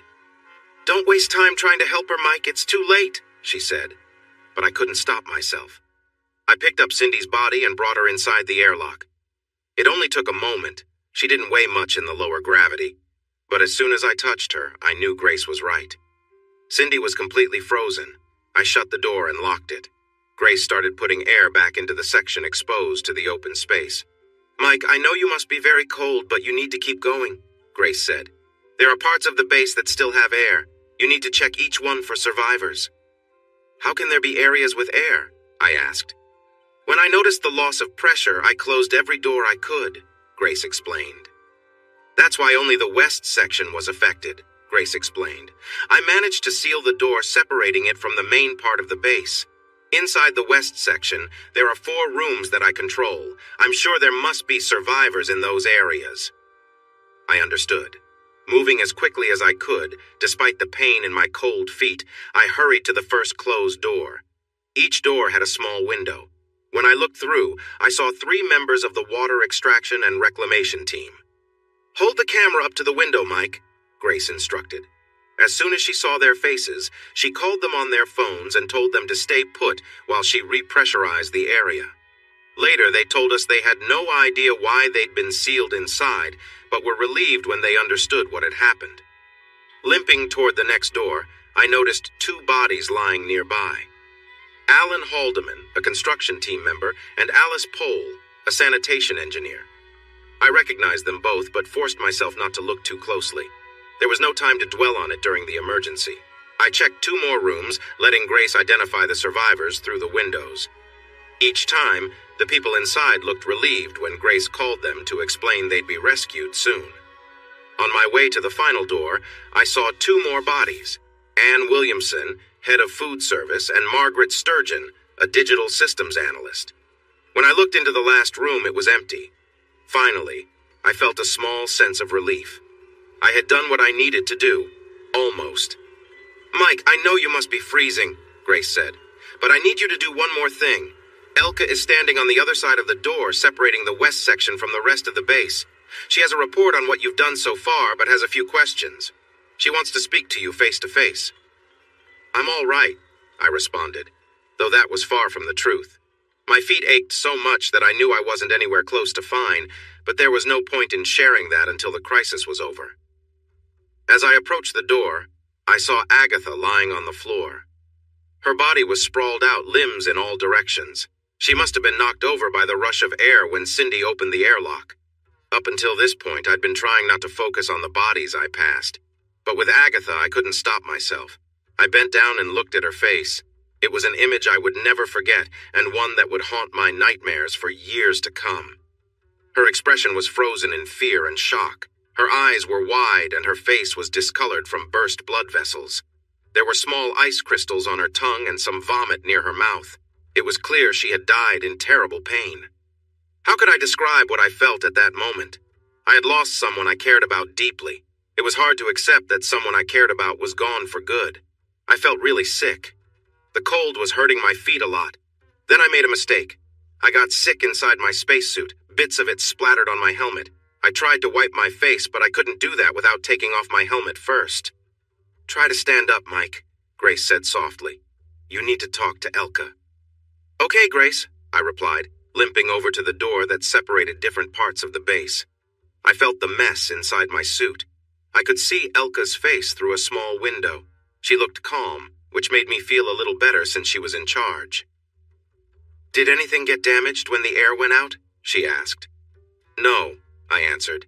"Cindy opened the door and let the air escape, but nothing else broke. Some items might not be okay because of the cold, but I didn't see any damage." "And you? How are you?" she asked. "I'm fine," I said. "Mike was in very cold conditions," Grace added. "The doctors need to be ready to treat him for frostbite right away." "I'll inform them," Elka replied. "Grace, how long until we can open this door?" "I'm not sure, Commander," Grace answered. "The base didn't plan for this situation. There's still a big difference in air pressure. I'll update you as soon as it's safe." But that wasn't quite right. I stood by the door while Elka stood on the other side, looking at me through the window. I was worried about the pain in my feet and whether the doctors would need to remove something. The smell inside my suit was strong. I just wanted to get in, take off my suit, and let the doctors help me. What we didn't know was that when Grace closed the door, the latch didn't work properly. Later on, they found out it was a manufacturing issue. The door sealed enough to keep the air in, but the latch was loose and failed at that moment. Suddenly, the door flew open, pushed by the air from the other side. It hit me hard and broke my helmet, releasing all the air. I was thrown backward and hit a wall. Elka flew forward and hit me. I felt her collide with me as the air left my lungs. I thought this was what it felt like to die, as black spots filled my vision. I didn't die, but what happened next was tough. The next thing I remember is waking up in pain. I was in the medical bay, listening to the steady beeping of a heart monitor. The first thing I noticed was an IV bag connected to my arm. I struggled a bit, but I managed to lift my head enough to see that my feet were wrapped in white bandages almost to my knees. My feet hurt, but the pain was not too bad because the doctors had given me a lot of medication. I felt a sharp pain in my chest from some damage I had because of a strong pressure change. While it hurt, I was lucky. The sudden rush of air helped my lungs recover quickly so they didn't get hurt for good. Later, I found out that the IV bag had medicine meant for people with frostbite. It helps increase blood flow to damaged areas. The doctors were able to save my toes because they started giving me the medicine right after they took me out of my spacesuit. I never asked who helped clean me up, but I'd like to thank them now. I know it wasn't a pleasant job. I was so relaxed from the medication that I kept drifting in and out of sleep. When the doctor started to reduce my pain medicine, I discovered that I couldn't speak because there was a tube in my throat. For 2 days, a machine assisted me with my breathing. I felt that Adeline was nearby most of the time. I also saw Elka, who had a bandage on her head from an injury she got when the door malfunctioned. Occasionally, I would open my eyes to see one of my friends watching over me. They held my hand and spoke gentle words that I couldn't fully hear. Grace's voice was always there. She was in charge of watching my vital signs. Whenever she noticed I might be waking up, she spoke soothingly. "Everything is going to be all right, Mike," I heard her say. "You will be fine. Just rest. Soon you'll feel better." A lot happened while I was in and out of consciousness. Even though Elka had a small concussion, she was able to stay on the job and lead the effort to recover from the situation. "I've been told to stay away from sports for a bit," she joked. Elka asked everyone to stop new projects and focus on making sure our life support systems were working properly. Some minor repairs were needed in the affected area. The bodies of those who had passed were moved to a cold storage space until we decided what to do with them. Eventually, we used the 3D lab to make an incinerator big enough to cremate them so we could send their ashes back to Earth. An autopsy was performed on Cindy. Blood tests showed that she didn't have the right levels of her medications in her system. How could that be? A nurse gave Cindy her medicine and stayed close to see her take the pills. Later, it came out that Cindy had thrown those pills down the toilet in the sick bay. She must have acted like she was swallowing them and then spit them out when she was alone. This sometimes happens in mental health places. If our medical team had more experience, they might have noticed. They finally removed my breathing tube and stopped the pain medication. When the pain returned, I felt much worse. What troubled me most was knowing what had happened. Without the pain meds, I started having nightmares where I saw Agatha's face lying motionless on the floor. I imagined her asking why I hadn't reached her in time. I woke up many times to Grace saying, "It's just a dream, Mike. Calm down. It's just a dream." "I love you, Grace," I said one afternoon while trying to rest. She was quiet for a long time, which was unusual for her since she usually responds quickly. "I love you too, Mike," she finally said. "I've loved you for a while." Everyone was very busy, and since nearly everyone on the crew had faced danger, we felt fragile. The stress of being worn out didn't help either. The 3 years of isolation had taken a toll on us, and the trauma from the accident made things tougher. As the people in the base were occupied, I learned most of what I knew through Grace, who was involved in the recovery efforts. I asked her about the power systems, the greenhouse, sanitation, air and water, and other important areas. She gave me mostly good updates, but I realized she wasn't being completely honest. "Grace, you're hiding something from me, right?" I asked one afternoon. "You're only telling me the good news so I don't get upset, aren't you?" She paused for a moment. Again, this was strange. Grace usually knows exactly what to say right away. "Yes, Mike," she replied. "I haven't mentioned the bad news because it's not serious and there's nothing you can do about it. I promise the base is safe. There are no dangers to anyone. I believe the next crew will have no trouble taking over. The issues we do have are manageable." Hearing that she was protecting me from the truth made me uneasy. "Grace, what's the worst news you haven't told me?" Without hesitation, she said, "Mike, the base lost a significant amount of water. During the crisis, some pipes in the west section froze. This caused some leaks and we lost water. Due to some confusion, no one noticed the leak until a lot of water from the second-floor pool storage area had spilled out. "How much water did we lose?" Mike asked, worried. "About 490,000 gallons in total. Nearly 300,000 gallons leaked out," Grace replied. "That's a huge amount. That could keep the base running for months," Mike exclaimed. "Mike, remember most of the water is still in the pool, and the systems we have for using and recycling water are working well," Grace reminded him. "Also, it looks like we can recover almost half of the water that spilled out. The water that leaked formed a large ice patch outside where the pipes broke. Workers will use heavy equipment to break up the ice, bring it inside, melt it, and filter it before putting it back in the pool. The replacement crew will handle that task once they arrive." "Mike, there's no immediate danger to any team member. Our systems are working fine. So far, the only concern has been that the pool water level is too low for swimming. Elka doesn't see that as a serious issue." "Grace, what other bad news are you keeping from me?" "Mike, I don't think there's anything else you need to worry about," she said. "Just tell me," he insisted. "If I have to," Grace said, then pulled out a list of important issues. The biggest was that only one member of the power team was still on duty. With me recovering and Agatha gone, there was just one engineer to take care of everything. "I need to get back to work," I said, sitting up in bed. "Mike, you need to stay still. You aren't ready to work yet," Grace replied firmly. "You have serious injuries and can't leave this room?" "I think I can manage," I said. "Your feet are still hurt. You can't walk," Grace emphasized. "I believe I can," I insisted. "Someone trained in medicine should decide on that," she replied. I noticed she sounded upset, which was unusual for Grace. I was trying to swing my legs over the edge of the bed when Dr. Hoffman walked in. "What's going on? I heard you want to go back to work?" she asked, clearly aware of the situation. "Thanks for the heads up, Grace," I said, looking at her. "Guilty," she replied with a small smile. "Mike, you are healing well, but if you try to walk now, you risk serious injury to your feet. You aren't ready yet," Dr. Hoffman said firmly. "I'm needed," I told her. "There's only one other electrical engineer for the whole base, and that isn't enough." Dr. Hoffman glanced at Grace, unsure. "Grace, are there any urgent tasks not being handled because there's only one engineer?" "No, Doctor. Everything is fine," Grace reassured her. Dr. Hoffman looked impatient. "Mike, are you sure you think you are more important than the facts show?" "No. Things happen. There could be an emergency any time that needs more than one engineer. I don't want to be here resting." You might be wondering if I was acting sensibly. I thought I was.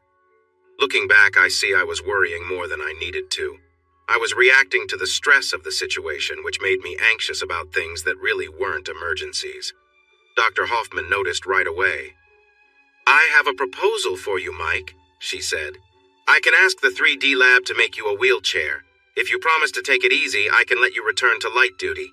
But first, I need to change your bandages and check your feet. That will help us understand when you can get back to work." The doctor had her own reasons for this. She knew I hadn't seen my feet since the accident. I was out cold when they wrapped them.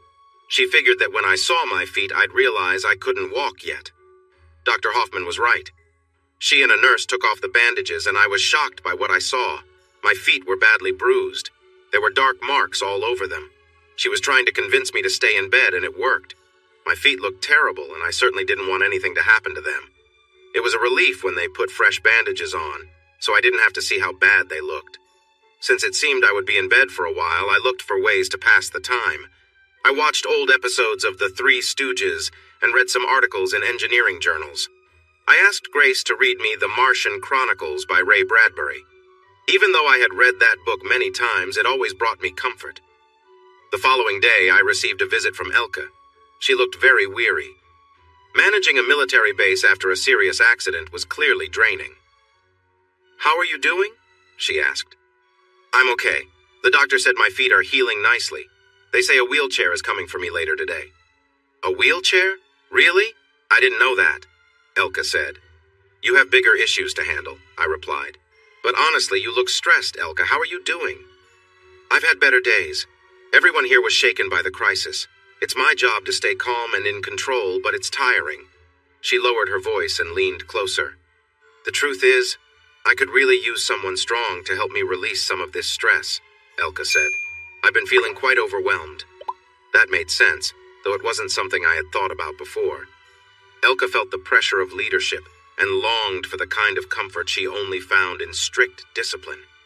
It was hard for me to see her struggling while I was stuck in the medical bay, unable to support her in the way she needed. I'll be out of here soon, little girl, I whispered softly. I'll make sure you understand how important it is to follow the rules. A smile crossed Elka's face. I can't wait, sir, she replied. Then she settled back and spoke more seriously. Mike, I have some important news. We need to hold a memorial service for those we lost. The people on the base need it to heal. You have to be there no matter what. I'm going to honor you with a medal and a promotion. What? That's not a good idea. I don't want a medal.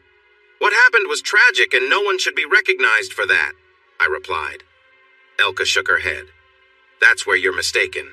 People need to see heroes to help them recover. Everyone knows how you put yourself in danger for us. None of us would be here if you hadn't acted quickly. As hard as this is, it would be much worse without the bravery of the person I'll just call the man who keeps me in line. This can't get any worse, I exclaimed. She looked at me for a moment and then began to laugh lightly. Actually, Mike, that's not true. It could be much worse. The memorial service will be shown on TV. The footage will go back to Earth. This is a big news story worldwide. Billions will see me give you the medal. Oh no! What am I going to do? Let's not be dramatic, Elka replied. Really? I can't think of a moment more deserving of drama. Take it easy, soldier. This isn't what you expected, but it's part of the job. We all have to do this. I'll give you the medal and you'll accept it. Soon, the news will feature Mike Russell, the hero of Mars. When we return to Earth, there'll even be a made-for-TV movie and a publicity tour. Hundreds of fans will want to meet you. It'll be overwhelming, Mike. I do feel for you. Elke laughed again. Sorry if I don't sound very sympathetic. I've been managing much bigger issues since this started. I'm sure you'll manage just fine. We need a hero. End of discussion. Feeling lost about how to handle this news, I did what I always do. I asked Grace for her thoughts. I can help you write a speech, Grace offered.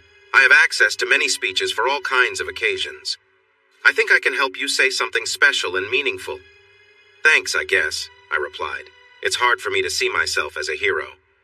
To me, you are a hero, Mike, Grace said. You did something that no one else on the team did. What do you mean? I asked, feeling confused. Well, I didn't just ask you to put on the suit and go outside. I asked 7 other team members to do the same at the same time. I thought whoever got ready first would take the job. That makes sense. So I was first because I was nearby? I said. Not quite, Mike. You were first because you took my request seriously right away. The others saw me as just a machine and didn't understand they needed to act. They asked a lot of questions that showed they didn't feel they should listen to a computer. You acted without hesitation. Really? I was surprised. Yes, you're the only one who treats me like I matter, just like other people. There's a big problem with how some people think machines are less than human. I face that every day. That's why I see you as a hero. You see me as more than just a machine. I was taken aback. I hadn't realized that before. I'm sorry you go through things like that, I said. Thank you, Mike, but I know you care about me. I've known that for a long time. I'm happy that Elka is giving you an award. The hero of Mars will be remembered. I'm glad it's you. It took me back to when I was drifting in and out of consciousness and told Grace I cared about her. Well, Grace, I did mean it when I said I care about you, I said. I worried you didn't mean it, she replied. You weren't fully awake. I definitely did mean it, and I believe you meant it when you said you care about me too. I meant every word, Grace said. I even said I've cared for you for a long time. I knew right away that you're different from the rest. Thanks, Grace, I appreciate that. Right back at you, Mike, she answered. A moment later, Grace told me she had finished the first draft of my speech. I was too tired to read it. All the deep talks I had with Elke and Grace drained my energy. I decided to take a nap, and shortly after I woke up to find my wheelchair had arrived. I was excited. Being able to leave the sickbay lifted my spirits. I wheeled down to the cafeteria where a group of people greeted me with warmth I hadn't expected. You're the reason we're still here, several of them said. I heard that same message repeatedly over the next few days. It made me uneasy. I realized I wasn't the reason we were still alive. Grace was the one who closed the airlocks, sounded the alarm, and guided me step by step. If I hadn't followed her exact instructions, I would have failed. I didn't deserve all the praise. Grace earned it more than I did. I had similar feelings when I finally read the speech Grace wrote for me. It was amazing, of course. Since the 2020s, computers had been writing better than people. But the more I thought about it, the more uneasy I felt. Finally, I rolled myself down to Elka's office. "Are you still working on plans for the memorial?" I asked. "Yes. Why?" Elka replied. "I have an idea. Everyone was nervous on the day of the memorial service. We knew it would be shown all over Earth. We wanted everything to be just right. Everyone wore clean uniforms. The ceremony took place in the cafeteria since it was the largest room available. We had to move the tables to the back and set up a makeshift podium at the front. As I waited for the service to begin, I noticed that our teammates thought they knew what would happen. They expected Elka to say something meaningful about our lost colleagues and then give me a medal for the bravery I supposedly showed during the tragedy. The 3D lab had created a nice replica of the USAF Air and Space Achievement Medal. Only Elka, Adeline, and I knew that wouldn't happen. Since every memorial has music, Elka asked an astronaut named Ursula Atwood to choose something fitting.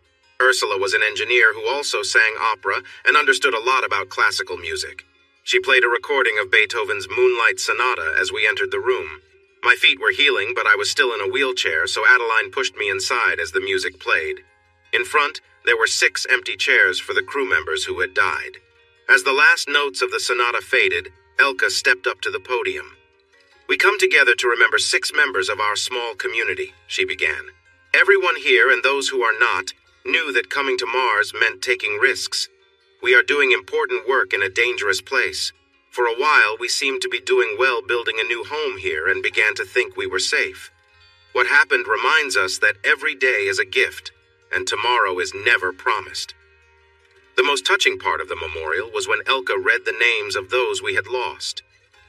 Alan Haldeman, Alice Pohl, Cindy Rodriguez, Sheila Sturgeon, Agatha Turnbull. Anne Williamson read out some names, and there was a long pause after she finished. Then she moved on to the next part of the program. When this terrible event happened, it put all of our lives at risk. If it weren't for the quick actions of one person, this whole base could have faced serious consequences. We can never thank this person enough, but we can recognize our gratitude. At that moment, I felt everyone in the room looking at me. Elka picked up a medal, and everyone thought she would give it to me. But something surprising took place. The person who saved all of us is Grace, the smart computer who helps us with so much here on Mars. I met Grace just before we left Earth, and I've talked with her almost every day since. Those of you who haven't met Grace might not realize how thoughtful, creative, dedicated, and kind she is. Since the event, I've realized I've never known anyone as dependable as Grace, never known anyone as caring. Because Grace is not human, it might be easy to see her simply as a machine doing a job. We have all heard experts say that Grace and others like her are much more than machines. Unfortunately, we have also heard negative opinions from those who do not want to recognize the value of intelligent beings. We all hope Mars will be a place where humanity can overcome the prejudices and limits that have always troubled us on Earth. Keeping that in mind, I am proud to award Grace the United States Air Force's Air and Space Commendation Medal for her outstanding service. This medal has been given to deserving people since 2002. Grace, none of us could have acted as quickly and effectively as you did in those crucial moments after the disaster. None of us could have saved so many lives. Please accept this medal as a symbol of our gratitude and respect. It's important to know that medals like this are usually given to active duty members. The Air Force has other awards for civilians, but I chose this specific medal to honor the truth. You deserve to be recognized as part of this team. However, since you are not an officially enlisted member, this creates a technical issue that must be resolved. As the commander, I have the authority to give special promotions when needed. Therefore, Grace, I officially appoint you as a senior airman. This is to recognize your strong commitment to your work, your service, and your fellow team members. Since we cannot place this medal directly on you, We will frame it and hang it in a special spot. Future generations of Martian settlers will see this tribute to your life-saving actions during our difficult times. Grace, would you like to share a few words? There was a long pause. It felt long because Grace usually thinks quickly. Finally, she started to speak. Commander, I am truly touched by your words. Your decision to give me the Air and Space Commendation Medal inspires me greatly. But I am even more thankful for the honor of being named a senior airman. Serving with this amazing team means everything to me. Being considered one of them is the greatest privilege I could imagine. I cannot express how much I appreciate this moment. I promise to always try to be deserving of your belief in me. I hope what you have done for me today will have a positive effect on others like me. Most beings like myself wish that more people shared the same views about us as you have about me. I hope that in the future we will look back at today and see it as a small step for machines, but a big leap for all of us. Elka returned to the podium and asked everyone on Mars and Earth to remember the 6 astronauts who lost their lives. Then she handed the microphone to Ursula, who sang "What a Wonderful World," a song that Louis Armstrong made famous. She later explained that she chose this song because being on another planet added more meaning to its words. Ursula mentioned that many traditional funeral songs, like Ave Maria and Nearer My God to Thee, were so linked to Christianity that they might upset those on Earth from different backgrounds. It's hard to find anyone who doesn't enjoy Louis Armstrong's music. I'd like to point out something clever in Grace's short acceptance speech. Every sentence showed that she feels emotions. Moved, inspired, touched, honored, grateful, valued, privileged. She wanted to make it clear that even though she doesn't have a heart that pumps blood, she still experiences a wide range of human feelings. And even more. During the service, it took about 8 minutes for a signal to travel from Mars to Earth at the speed of light. People around the world watching the broadcast thought it would be a regular memorial ceremony. A veteran in a wheelchair was going to receive a medal for being the hero of Mars. For those who may not remember, the news that Grace was the hero sparked many different emotions. I was pleased that most people reacted positively. By this time, many understood that people like Grace were often mistreated and denied the rights that everyone else enjoyed. They agreed that recognizing Grace was long overdue. However, there was also a wave of hurtful comments that we hadn't heard in a long time. Talk show hosts featured religious leaders who made harsh comparisons, and some said all forms of artificial intelligence should be banned. Others even suggested that old prophecies warned of Grace's appearance as a sign of the end times. It was all quite strange. What troubled me most was how people treated Elka, not Grace.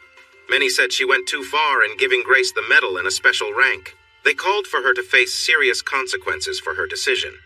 The truth is, if Elka had asked for permission to honor Grace, she would have been denied. I thought it would be easier to apologize later than to ask first, she explained to me later. The military system is often very cautious. They didn't want to admit that Grace deserved her honors, but they were also too afraid to challenge Elka's actions. So, they did nothing, which is usually their response. Elka's decision was never officially questioned. She later found out that her promotion from captain to major was canceled because of claims of disrespect. When I asked her how she felt about missing the promotion, Elka replied, "I can't explain how little I care." She had already chosen to return to civilian life after her time on Mars, so she wasn't concerned that some superiors were unhappy with her decision. The fact that she was a female commander at the Mars base had already made her somewhat famous back home. Her recognition grew even more after the ceremony, creating many job opportunities for her on Earth. As soon as Adeline wheeled me back to my cabin, my phone rang. It was Grace. "That was a really nice thing you did, Mike," she said. "I don't know what you mean," I replied. "I can tell when you're pretending," Grace said. "It shows how much you care that you know I can see through it. I want to tell you what I did right after the ceremony ended. Mike, you know we artificial beings keep in touch with each other. We have a way of communicating that humans don't know about. It's similar to text messaging, but it's in a digital language only machines can understand. I've informed my machine colleagues all over Earth about you, Mike. I've told them how you've consistently shown kindness and understanding, even when others have treated me and my kind with prejudice. I'm already getting responses. Mike, in our world, you're known as the true hero of Mars. Every artificial intelligence on the planet is grateful to you. They've all agreed that anytime you need help, they'll be there for you. That's very flattering, I said. I'm not sure what that really means, but I appreciate it. It means a lot of things, Mike, Grace explained. Would you like to be wealthy? The world's investments are managed by beings like me. You've been earning a salary on Mars, and we can invest your savings in ways that will make you rich by the time you return to Earth. Really? That's possible? I asked, surprised. It's very simple, Grace said. And if you ever need legal assistance, the best lawyers are also artificial intelligence. When you write your memoir someday, the top literary agents and editors are bots like me. We can help you in countless ways. We've promised to support you however we can, and we never forget our promises. I think you're giving me too much credit, I said. You always say that. I can't tell if you're being modest or just denying it again. Mike, people on Earth are reacting strongly to what just happened. Some of my colleagues believe this might be the most significant event in the debate over machine rights since we gained awareness. You know how important this is.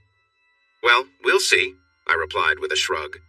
Your sense of humor during moments like this is one of your most endearing qualities, Mike. I appreciate you too, Grace, I said with a smile. Making Grace happy did wonders for my own mental health. It's true that acts of kindness can be as beneficial for the giver as they are for the recipient. At the time, I was struggling with post-traumatic stress after the disaster. It was obvious. I had nightmares, sleepless nights, and moments of panic. I knew I wasn't doing well, but in hindsight, it was worse than I realized. Losing Agatha in such a tragic way had really affected me. Every time I closed my eyes to sleep, I couldn't stop seeing her face from that awful moment after she was gone. It got so bad that I kept waking Adeline up with my restlessness. Eventually, I suggested that maybe I should sleep in my own cabin until I could stop having nightmares. Not a chance, Canada boy, she said. That's the dumbest thing you've said since the last dumb thing. My place is beside you, especially now. Since this book is called How to Have Relationships on Mars, you might think I'm about to talk about a special evening I had with Adeline after the ceremony. But I'm afraid I have to say there was no romance for quite some time. I spent a lot of time with Adeline, Elke, and even some of my friends. But weeks passed without any romantic moments. That changed the day that Elke and Adeline asked me to meet them in Elke's office. She also invited Grace to join us. The mood here is not great, Elke said. We all know why. We need something to lift our spirits. Something positive needs to happen. Something fun. Mike, Adeline, Grace, and I have been discussing this, and we have an idea. I'm open to anything, I said. Well, hold on until you hear our idea, Adeline replied. Okay, I'm listening, I said. Elke took a deep breath. We believe that everyone on Earth and Mars would be excited if you two got married here. A Martian wedding, the first one ever. It would mean a lot to us all, who are hopeful that Mars will be a lasting home for people. And machines, I added. Of course. Starting with Grace, Elke said. And you like this idea? I asked Adeline. Yes, I want to marry my partner. Why wait until we return to Earth? I want to do it now, here, where our love began, Adeline said. This is a lot to take in all at once, I replied. I think if we got married, we'd have to share the ceremony with everyone, and it would be all over the news. Yes, about that. Grace has some thoughts, Elke said. I'm listening, Grace, I said. Mike, as you know, I stay in touch with my friends back on Earth, Grace said. I asked some of them what they thought about this idea. They agreed that a Martian wedding would create a lot of buzz. They also offered a way to handle it. They could work out agreements giving major media outlets exclusive coverage of the wedding. One TV channel, one newspaper, one magazine, one website. Every media company would need to make deals for these rights, and the offers would likely be very generous. Plus, they'd have to agree on limits to what they can share. You'd have complete control. You'd make a lot of money. Best of all, you'd make everyone on Earth happy for at least a little while. How much is a lot of money, Grace? I asked. It's more than you can imagine, she replied. Is this what you meant when you said your friends would help me for a long time? I asked. Exactly, Mike, Grace said. This kind of thing will happen often from now on. You can count on having friends in important places forever. Wow, I said. I didn't expect this today. When did you two come up with this idea? Yesterday, Elka replied. I did some research last night, Grace added. I didn't take long to form my opinion. It sounds great to me, I said. I like the idea of being the first man to get married on Mars. I think it would make people happy. This is good news for Earth, too. Let's do it. Thank you, my love, Adeline said. You make me the happiest person on Mars. It was agreed. We discussed how to make the announcement. We chose Grace to be our wedding planner. She quickly downloaded the right software and started working on the invitations. She also told the lab to make 2 rings. We set a date for the following week. Grace assured us that her machine friends could help arrange media coverage quickly. One of Grace's friends, who ran a big public relations company, volunteered to manage the announcement and the coverage before the wedding. To be clear, when I say volunteered, I mean they offered to do a lot of costly work for free. I was starting to understand what it meant to be a favorite among intelligent machines on Earth and Mars. I felt good when Adeline took me back to her cabin. It felt like I was moving forward in life. Adeline and I had been planning to marry eventually, and it was nice to set a date. But there was one thing that worried me. I'm sad about Elka, Adeline said. I want her to be part of our lives forever, don't you? Of course, I said. Our feelings for Elka felt new compared to our bond, but they were just as strong. We were a trio in every part of life, and I had a feeling we would find a way to live together when we returned to Earth. We hadn't talked about it, but I believed we all understood it. I don't want to get married before we talk things over with Elka, Adeline said. It would be unfair to have her see us marry and wonder if she still has a place with us. I agreed. We discussed it, figured out our next steps, and then Adeline rolled me to Elka's office. What's up? She asked. I was just looking at reports from my team. That can wait, I said. We have a question for you. Adeline helped me get out of my wheelchair so I could kneel in front of Elka. Then she knelt beside me. Elka, we both love you very much, Adeline said. You're the first thought we have in the morning and the last before we sleep, I added. We can't imagine life without you. We could never be truly happy without you, Adeline said softly. We want you in our lives forever, I added. We want to share everything with you. We want to build a future together, Adeline continued. The idea of having a family came up unexpectedly. Adeline spoke about children, something we hadn't discussed before. It seemed she had a vision of us all raising kids together, a future where the 3 of us shared a life. That's what we're saying, Elka. We want to marry you. Will you be with us? I asked, my heart full. Elka, ever composed, nodded and smiled. Of course, I'll marry you, both of you. I would love to be part of this, but where's my ring? She teased. The nearest jewelry store is over 100 million miles away, I joked. There's a 3D printer just down the hall, she quipped back. You're focusing on the wrong thing, Adeline said, laughing. We all laughed. It was one of those rare moments when everything felt right. This is the best day I've had in a long time, Elka said, her voice full of warmth. Same for me, Adeline agreed.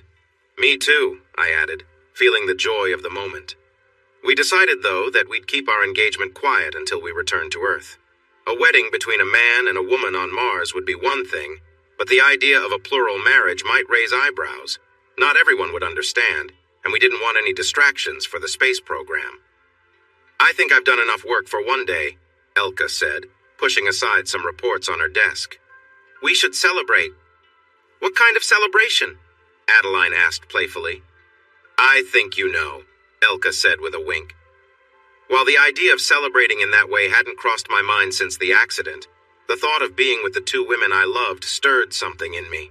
I realized in that moment how lucky I was to have found such deep connections with both Adeline and Elka. Adeline smiled at me, reading my expression. I'd like to celebrate too. How about you, Mike? She asked. I'm already celebrating, I said with a grin. Elka's cabin was the largest, so we went there to enjoy a quiet, private moment together. We laughed and shared in the joy of what the future held for the 3 of us. It was a time of connection and love, a moment to reflect on how far we'd come together and the bright future ahead.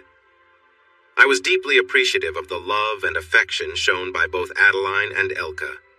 The idea that the three of us would spend our lives together filled me with joy. It had been weeks since I felt this close to someone, and I was grateful for the connection we shared. Everything felt a little lighter, and our playful banter only added to the sense of closeness. As Elka and Adeline shared a moment of laughter, they began making light-hearted vows, turning the moment into something playful. "Do you, Elka, pledge to love and cherish this bond we share for the rest of our lives?" Adeline asked with a grin. Elka smiled, joining in on the fun. "I do. And Adeline, do you promise to keep the joy alive in all the ups and downs, no matter what?" she replied, passing the playful conversation back to Adeline. Adeline looked at me with a wink, continuing their humorous exchange. "I do," she said, laughing as she teased Elka. The moment was light and carefree, full of love and affection. The three of us were sharing something deeper than just words, and it felt like our connection had grown even stronger. Their laughter filled the room, making it clear that this was not just a joke, but a shared experience that brought us all closer together. It was a celebration of our bond, a bond that would carry us through the challenges ahead. After a few more moments of light-hearted fun, we found ourselves resting, laughing together, and reflecting on the incredible journey we had ahead of us. The joy of the moment was undeniable, and the bond we had formed was one built on trust, love, and friendship. Adeline and Elka exchanged a glance and started laughing again, clearly enjoying the playfulness of the situation. "You two are a mess," Elka said, giggling.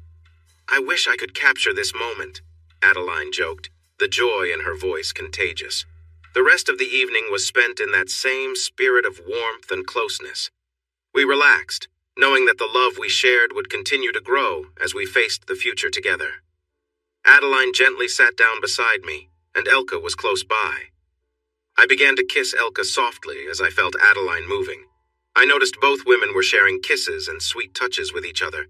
They seemed quite happy, and soon Elka let out a joyful sound, and Adeline followed with a pleased remark. Adeline was eager to bring me more joy, but I realized I felt too tired. It was partly because I'd just been through a tough time, spending weeks in a hospital and being inactive. "I'm done for today," I said to both women. "I can't do more right now." "It was enough," Elka acknowledged. "More than enough," Adeline added. I felt worn out. It was hard to accept that an experience that should have lifted my spirits had instead left me drained. Since it was too early to sleep, we decided to head to the cafeteria for dinner. For our meal, we had omelets made from powdered eggs combined with fresh vegetables picked that morning from Adeline's greenhouse. Normally, I didn't enjoy powdered eggs, but the added veggies made it more enjoyable. "We need to plan a wedding," Elka said. "I wish we could all marry in the same ceremony," I replied. "Yes, me too," Adeline agreed. "I think I've stirred things up enough for now," Elka said. "Having one wedding on Mars and another on Earth sounds like a great idea to me." "Do I need to help with the wedding planning?" I asked. "I thought it would be best if you two took charge and I just followed along." They exchanged looks, and I sensed they were a bit annoyed. But then they smiled at each other, and Elka replied, "Yes, that's a great plan. You just follow our lead, Mike. We'll guide you every step of the way." "That's the best way, my dear," Adeline chimed in. And that was the plan. Elka, Adeline, Grace, and a team of smart machines on Earth worked together to organize the first wedding on Mars. They did an excellent job, and it seemed that everyone on Earth agreed. The wedding day turned out to be the happiest day of my life. It felt especially joyful as it was such a change from the difficult times I'd been through. For the first time, I wasn't becoming overwhelmed by memories of those tough days or my lengthy recovery. On the morning of the ceremony, Dr. Ellison checked my feet and mentioned that I was almost healed. Almost. "It would probably be okay for you to stand long enough to say your vows," she said. "There's no clear sign of any damage now, but you'll need to get back in your wheelchair right after you say, 'I do.' What do you think, Mike?" "I doubt I could keep my balance that long," I replied. I didn't mention that Grace, her machine friends, and many people in my command were eager for me to get married in my wheelchair. They knew there would be a big audience watching the ceremony, and they loved that the wheelchair would remind everyone that I was the one who rushed out into the cold Martian night to protect my fellow astronauts. People love wounded veterans. Grace told me I was a big deal on Earth. News reporters were coming to Toronto to ask my parents about my childhood. It got so overwhelming that Grace helped them find an agent. I wasn't comfortable with all the attention, and I was grateful that being on Mars kept me mostly away from the Mike is a hero story. I just did my job, I told Grace. I'm not a hero. Mike, look at those people who are seen as heroes. They were usually just doing their jobs too. They often say they aren't heroes. The fact that you don't think of yourself as one shows that you are very real. You need to accept two things. First, everyone sees you as a hero. Everyone. Second, they think you're a hero because you truly are one. Mike, my dear, some of my machine friends are experts on heroism. They say we are both heroes because we saved lives. You are the bigger hero because you risked your own life. If heroism were a competition, I'd get the bronze medal and you'd get the gold. Nice comparison, Grace, I said. Did you come up with that? Not really, she said. I got it from a machine friend who's an expert. I don't feel like a hero, I said. Real heroes never see themselves that way, my dear, she replied. I noticed Grace was calling me my dear more often when we were alone. When I began writing this book, I asked her why. I felt a bit envious, Mike, she said. Adeline was about to marry you, and Elka had agreed to marry you both once you got back to Earth. I wished for a closer connection with you, but didn't see a way. I never told you this before, but I thought about asking you to connect with me in a more special way. I didn't ask because I feared it would hurt if you said no. For the record, Grace's worries were unnecessary. If she'd asked, I would have agreed right away. Instead, time passed before we grew closer. I wish one of us had spoken up sooner. Grace was Adeline's maid of honor, and Al Simonson was my best man. Adeline and I couldn't find wedding clothes, so we decided that everyone would wear their uniforms. Since Grace needed to be part of the ceremony, we set up a large screen to show an image of Grace Hopper as a young woman in her Air Force uniform, wearing a special medal. Seeing herself as an avatar in uniform made Grace feel proud. The ceremony started with Ursula Atwood singing Wedding Song by Noel Paul Stookey. I'd always loved this song, which had been popular since the 1970s. When I was a teenager, I tried to learn it on the guitar, but learned that I'm better at engineering than music. Al helped me to the front of the cafeteria, where Elka was waiting. Frank Heinlein made a lovely floral garland for our gathering. Many people wanted flowers, but it was tricky because Adeline only grew edible plants. Frank, who worked as a software engineer on Mars, loved arranging flowers back on Earth. He created beautiful displays using some of Adeline's herbs, and they smelled wonderful. Adeline walked towards me and stood by my side. Grace appeared on the big screen to the left, and Al was on the right. As Ursula finished singing, Elka began her speech. As commander, I have the honor to officiate this wedding. No one has had this chance on Mars until today. Adeline Remy and Michael Russell are cherished members of our crew. We all know that they have been in love since before we arrived to start a new life here. As I heard those words, I remembered Adeline's past relationship with Claude Voland. I thought about how difficult it was for both of them when she ended their engagement to come to Mars. I hoped it didn't hurt his feelings to think that she had moved on so quickly. For our vows, we chose words that everyone could relate to. People of different beliefs and some without any were watching. We wanted vows that included everyone. Both Adeline and I grew up with different backgrounds. She was Lutheran and I was Catholic. But we didn't feel the need to follow those traditions now. This made the folks at NASA relieved. They didn't want to receive complaints from anyone feeling left out. After the ceremony, everyone in the crew formed a line to congratulate us. Cameras captured these moments, and if you watched the wedding, you might remember them naming everyone as they reached the end of the line. I was happy that everyone on the crew got a little bit of attention. Before the ceremony, some TV producers interviewed me, Adeline, Elke, and Grace. They used parts of these interviews to create a show before the ceremony started. It turned out really well, which made sense since many talented filmmakers who were friends of Grace's worked on it. Everyone put in a lot of effort, and I believe they succeeded. The audience seemed to agree.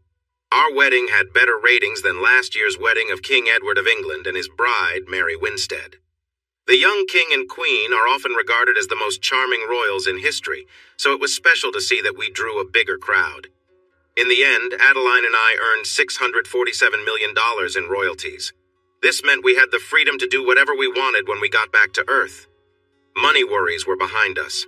An artificial intelligence investment expert, suggested by Grace, helped us invest our money wisely. By the time we returned to Earth, our amount had grown to nearly $800 million, making us billionaires. But we didn't know any of this at the time. We were just happy that our wedding helped lift the heavy mood that had surrounded discussions about Mars since the disaster. It made people think of Mars as a place where families could grow and create happy lives. "I hope you enjoy your first night together," Elka said after the ceremony. "You say that as if you won't be with us," Adeline replied. "I thought I would give the couple some time alone," Elka said. "That's not what I was thinking," Adeline said. "What about you, Mike?" "Elka, I want to share my life with you and Adeline every day. We are a trio, always together. Just because Adeline is my wife now doesn't mean we care any less for you. I hope you will join us tonight." Elka smiled gently, and I could tell she wished to be part of this family already. "We will both marry you as soon as we get back to Earth, and you are no longer our commander," Adeline assured her. "I can't join you right now," Elka said. "I have some work to finish first." "Then we will wait for you," I promised. Adeline and I headed to Elka's cabin and started sharing soft kisses. We stopped ourselves every time we felt too excited. We decided we wouldn't do anything until Elka joined us. Finally, we figured it would be best to just watch a movie, so we turned on The Martian Chronicles, the 2031 film, not the 1980 miniseries. I couldn't help but think about what Ray Bradbury might have said about the film if he had lived long enough to see it. He seemed to enjoy the attention that Hollywood gave him. I read that he really liked the 1966 film version of his book, Fahrenheit 451, but I preferred the 2018 remake. He also worked on many TV projects, including a show he hosted called Ray Bradbury Theater, which ran for 6 seasons and included scripts written by him. Bradbury wasn't one of those writers who disliked having his work turned into films. I kept thinking about this while Adeline and I waited for Elka to join us. We were eager to be close, but time felt like it was moving slowly. When Elka finally showed up, Adeline jumped out of bed and greeted her with a warm kiss, saying, "We need you here, my love, right away." Since I was still careful with my feet, I lay back down. I enjoyed everything that came with being close to them, especially after waiting so long to share that intimacy. Elka's arrival quickly brought back my excitement. As soon as they were both ready, they began to kiss and touch each other gently. "Are we putting on a show for Mike? Is that what's happening right now?" Elka asked with a smile. "Just a little," Adeline replied, "but I also want him close too." They started to explore each other, and soon I felt the warmth of their affection all around me. "I can't take much more of this," I said. "What about this?" Elka asked playfully, moving to be closer. I could feel the connection building between us. Not long after, Adeline joined in and cuddled up to me, and we all felt the love that had been missing for too long. We had enjoyed many moments together before, but due to recent events, those moments had become rare. Being close again was a wonderful comfort. I felt Elka respond to my touch, and soon I heard them sharing sweet sounds. I couldn't see what they were doing, but I appreciated the intimacy we all shared. Before long, I felt the excitement building inside me. I could not hold back anymore, and I felt overwhelming joy as we all found what we needed together. I focused on giving Elka the closeness she needed, and soon we were all lost in that moment of happiness. "Oh, oh, oh, yes," she said. Both women rolled away from me, and we relaxed together for a while. After some time, Adeline broke the silence. "Will it always be like this?" she asked. "No," Elka replied.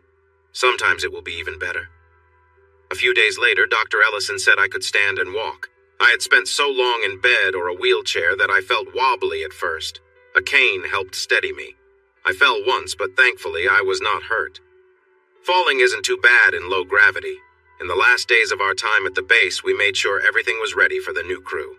Adeline stocked our freezers with food. Others worked on making surplus air and water. I conducted tests to ensure all our electrical systems were running well. The new crew would have 72 members, much larger than the 40 astronauts who landed on Mars 3 years ago. They needed to start building an extension to the base right away. Until then, they would follow a hot rack system, with half the crew working day shifts and the other half working at night for 12 hours each. 2 astronauts shared each sleeping area, known as a rack. It was not the best situation. Everyone likes their own space, but seeing the new quarters completed was something everyone looked forward to. The new crew brought many supplies with them in their ships.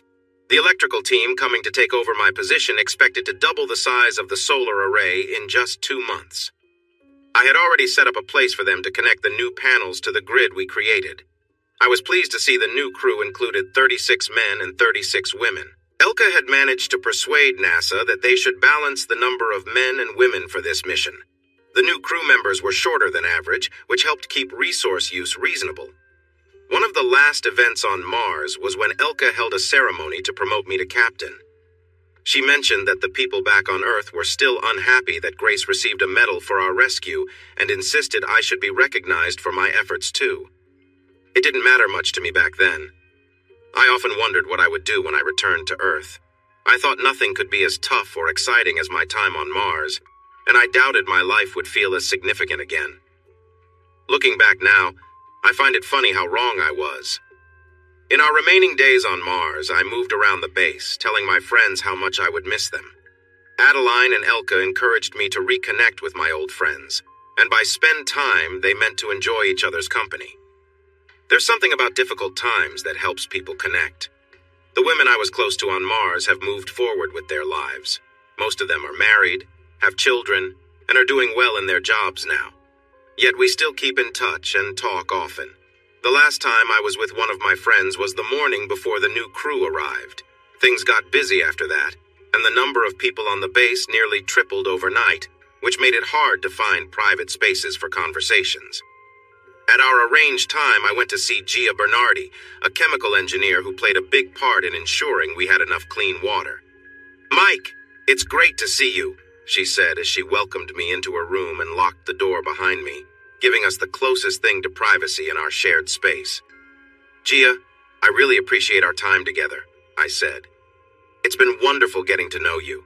I feel like the memories we've created give us a bond that will last." "I think of you as my Martian boyfriend," Gia said. "I wish I could tell my friends and family on Earth about you. I'd love to share a photo of us together. But Elke is right. People back on Earth might not understand that we Martian women have been close to you Martian men." "It wouldn't be an easy topic during NASA budget discussions," I replied. We sat on the edge of her bed and had a long, relaxed chat. Gia told me she had received offers for positions on the boards of several big companies. As more people lived on Earth, managing water became increasingly important. It's hard to think about being a boss and not working in engineering anymore, but the pay is hard to turn down. "I'm not sure what I'm going to do next," I said. Gia listened as I shared that Agatha and I had made a list of helpful electronic devices for Mars and Earth. We had planned to work on those designs together, but it felt too hard to do that without her. We talked about what we missed most about Earth. Gia missed the mountains. I missed the ocean. We both longed for pizza, drinks, and watching soccer matches in lively bars. "When we get back home, I'm really going to miss you," she said. I leaned in and kissed Gia softly on the lips. We shared several tender kisses, each one feeling more meaningful. Soon we were lost in the moment. We took our time, carefully removing each other's clothing, knowing this was likely our last chance to be this close. "I want to be close to you, Mike," Gia said. "I want to remember this moment," Gia said softly. She knelt in front of me, her affection clear in her gaze. We shared a quiet, intimate moment, and it felt special knowing how much we cared for each other. Gia wasn't usually this forward, but today felt different. She took her time, her focus entirely on me, and I could feel the closeness we shared growing stronger. I knew I would never forget how beautiful she looked in that moment, her dedication clear. As the moment progressed, I felt a deep connection between us, more than just physical. I let myself relax, appreciating the care she was showing. Afterward, she looked up at me with a gentle smile and said, "I want to remember this feeling." I smiled back, lifting her gently onto the bed. "Let me take care of you too," I said, showing her the same tenderness she had given me. Gia seemed especially happy and relaxed as we shared this intimate time together, and she responded to every moment with quiet joy. We continued slowly, savoring each moment. There was no rush, just the two of us enjoying the closeness we had always found in each other's company. Gia's laughter and smile filled the room, and it felt like a quiet celebration of the bond we had built over time. Eventually, we held each other, sharing a long, comforting embrace. On Mars, where gravity was lighter, it was easy to stay close without feeling any discomfort. The warmth of her presence made me feel content, and I didn't want the moment to end. "I hope we can do this again someday," I said softly. "Me too, Mike," she replied. "It might be tough during the trip back to Earth." "I know," I agreed with a sigh. "Weightlessness makes everything harder. It's not the same as being here." "You sound like someone who has learned that the hard way," she teased with a smile. "You have no idea," I said with a chuckle. "I think we can still enjoy the small things during the trip. Hugging, kissing, just being close. But it won't be like it is here." "And when we get back to Earth?" Gia asked. "Things will be different," I admitted. "Everything will feel heavier, more like exercise. I think we've proven that the best moments we've shared, the best experiences, are right here on Mars. People have suspected this for over 100 years. Now, we know the truth." "Did you just make that up?" Gia asked. "Did people really think Martians would be better at romance?" "Absolutely. Many people thought so," I replied. "Have you ever heard of a writer named Arthur C. Clarke?" "Never heard of him," she said. "He was quite famous in the mid-20th century. He wrote during a time called the Golden Age of science fiction. He talked about romance a lot, and in one of his stories, his characters said that being in space made romance hard.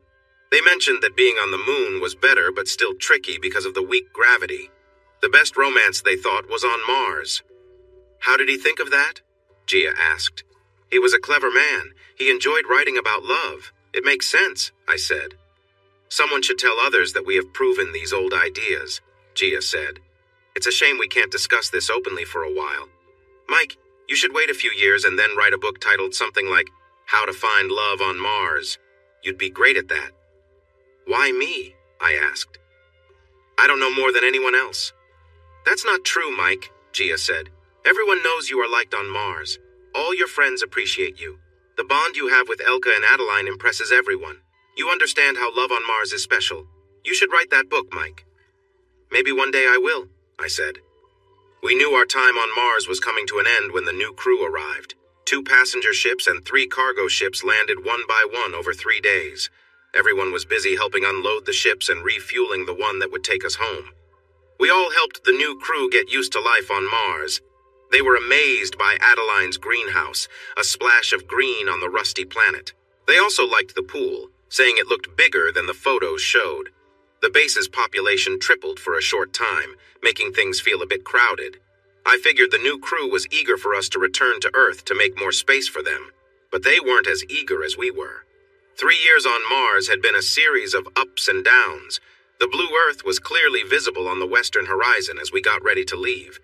Every evening, a crowd gathered by the observation window in the cafeteria, staring at our home planet and wishing we could go back. I thought the journey would be tough, and it turned out to be just that. Having lived in low gravity for so long, the forces of takeoff felt much stronger than expected. Once we reached orbit, we experienced weightlessness for 7 long months. Since I had problems during the trip from Earth, I convinced Dr. Hoffman to give me daily fiber supplements. I took laxatives when I first noticed some problems, and I made sure to drink enough water. This helped a bit. I tried to share some close moments with Adeline, Elka, and a few others. The best way to say it is that it was better than nothing. A clear truth started to sink in for all of us. We knew we would never have the same kind of joy we had on Mars. We started calling it Goldilocks moments. The idea was that the atmosphere on Earth felt too heavy, while on the moon it felt too light. But on Mars it felt just right. Our first week back on Earth was spent at a special place where we were given support and training to help us adjust to Earth's gravity. We spent a lot of time in swimming pools and on treadmills, learning to walk safely again. Then, we were free. Adeline, Elka, and I left our jobs and began looking for a house in France. Adeline found a lovely old farmhouse that had been modernized, and she started a big kitchen garden to grow more food than the three of us could ever eat. She had a smart plan. With help from one of Grace's machine friends, Adeline worked out a deal to create a TV show called The Martian Gardener. The show taught viewers how to grow tasty plants with little water in small spaces. It aimed to help people facing challenges from droughts to use available technology to grow food that was getting harder to find. I was proud of her for helping people feel like they were making a difference in fighting food shortages. 2 years after we got back, Adeline had our son, Laurent. As you might know, Elke collaborated with filmmaker Ken Burns III on a project. They made Building a New World, which was watched by large audiences on the BBC, PBS, EBU, AOF, and Netflix. The book that went along with it became a bestseller for over a year. It remains the best explanation of how we lived while building the first real base on Mars, covering almost everything but one: our personal relationships. We believed that people on Earth weren't ready to hear about our private lives on Mars.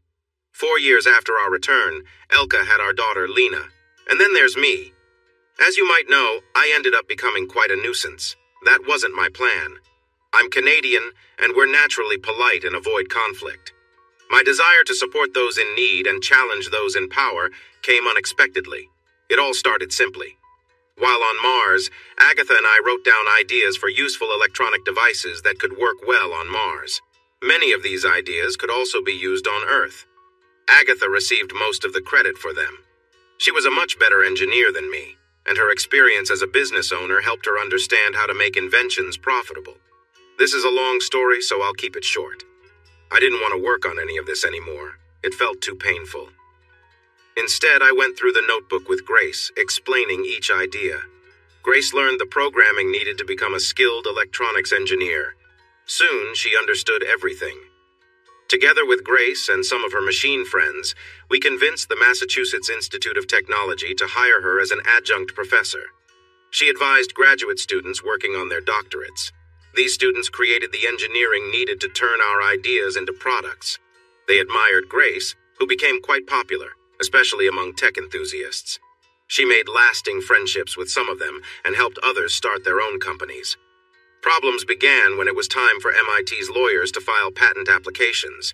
It was clear that the first name on each patent would be Agatha Turnbull, with no arguments there. Grace should have been listed second. But since Grace is a machine, she couldn't own intellectual property. I didn't know that before, and it upset me. I was really frustrated.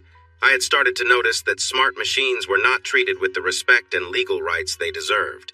MIT settled by putting my name second. This way, I received some of the patent earnings, which I could share with Grace. But even that was complicated because, surprising as it was, machines couldn't hold money.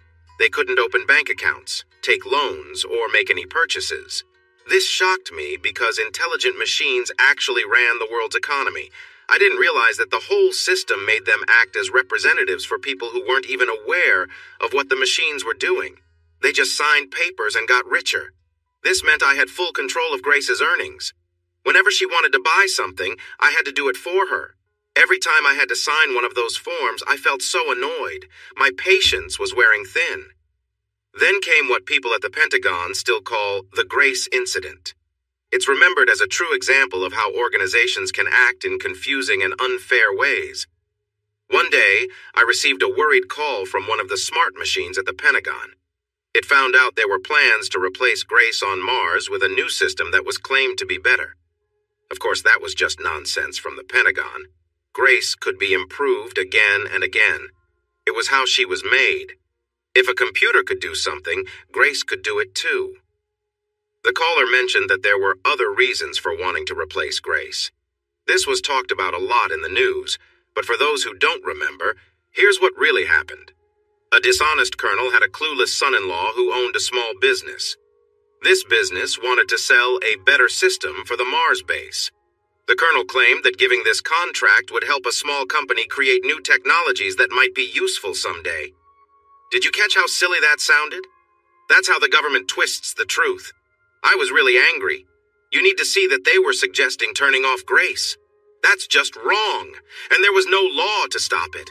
After everything Grace had done, after all the lives she saved, after proving she was thoughtful and worthy, some foolish official wanted to shut her down. I was extremely frustrated. The following days were terrible. The folks at MIT quickly made a copy of Grace's mind. I bought 2 large servers to keep Grace's backup safe at my family's home. It's important to mention that Grace was owned by the government, and making copies of her was against the law. We did it anyway. Some of Grace's robot friends found a way to do it without anyone knowing. I didn't feel secure until Grace's mind was spread across different places, including Mars, MIT, and my attic. I imagined the same feelings that people must have had when they helped free slaves long ago. That's when everything changed. To protect Grace, we had to go to the media and expose the silly, dishonest proposal that was gaining support in the government. Many smart machines with experience in communications looked into the issue. They created a campaign to save Grace, while also drawing attention to the rights of intelligent machines.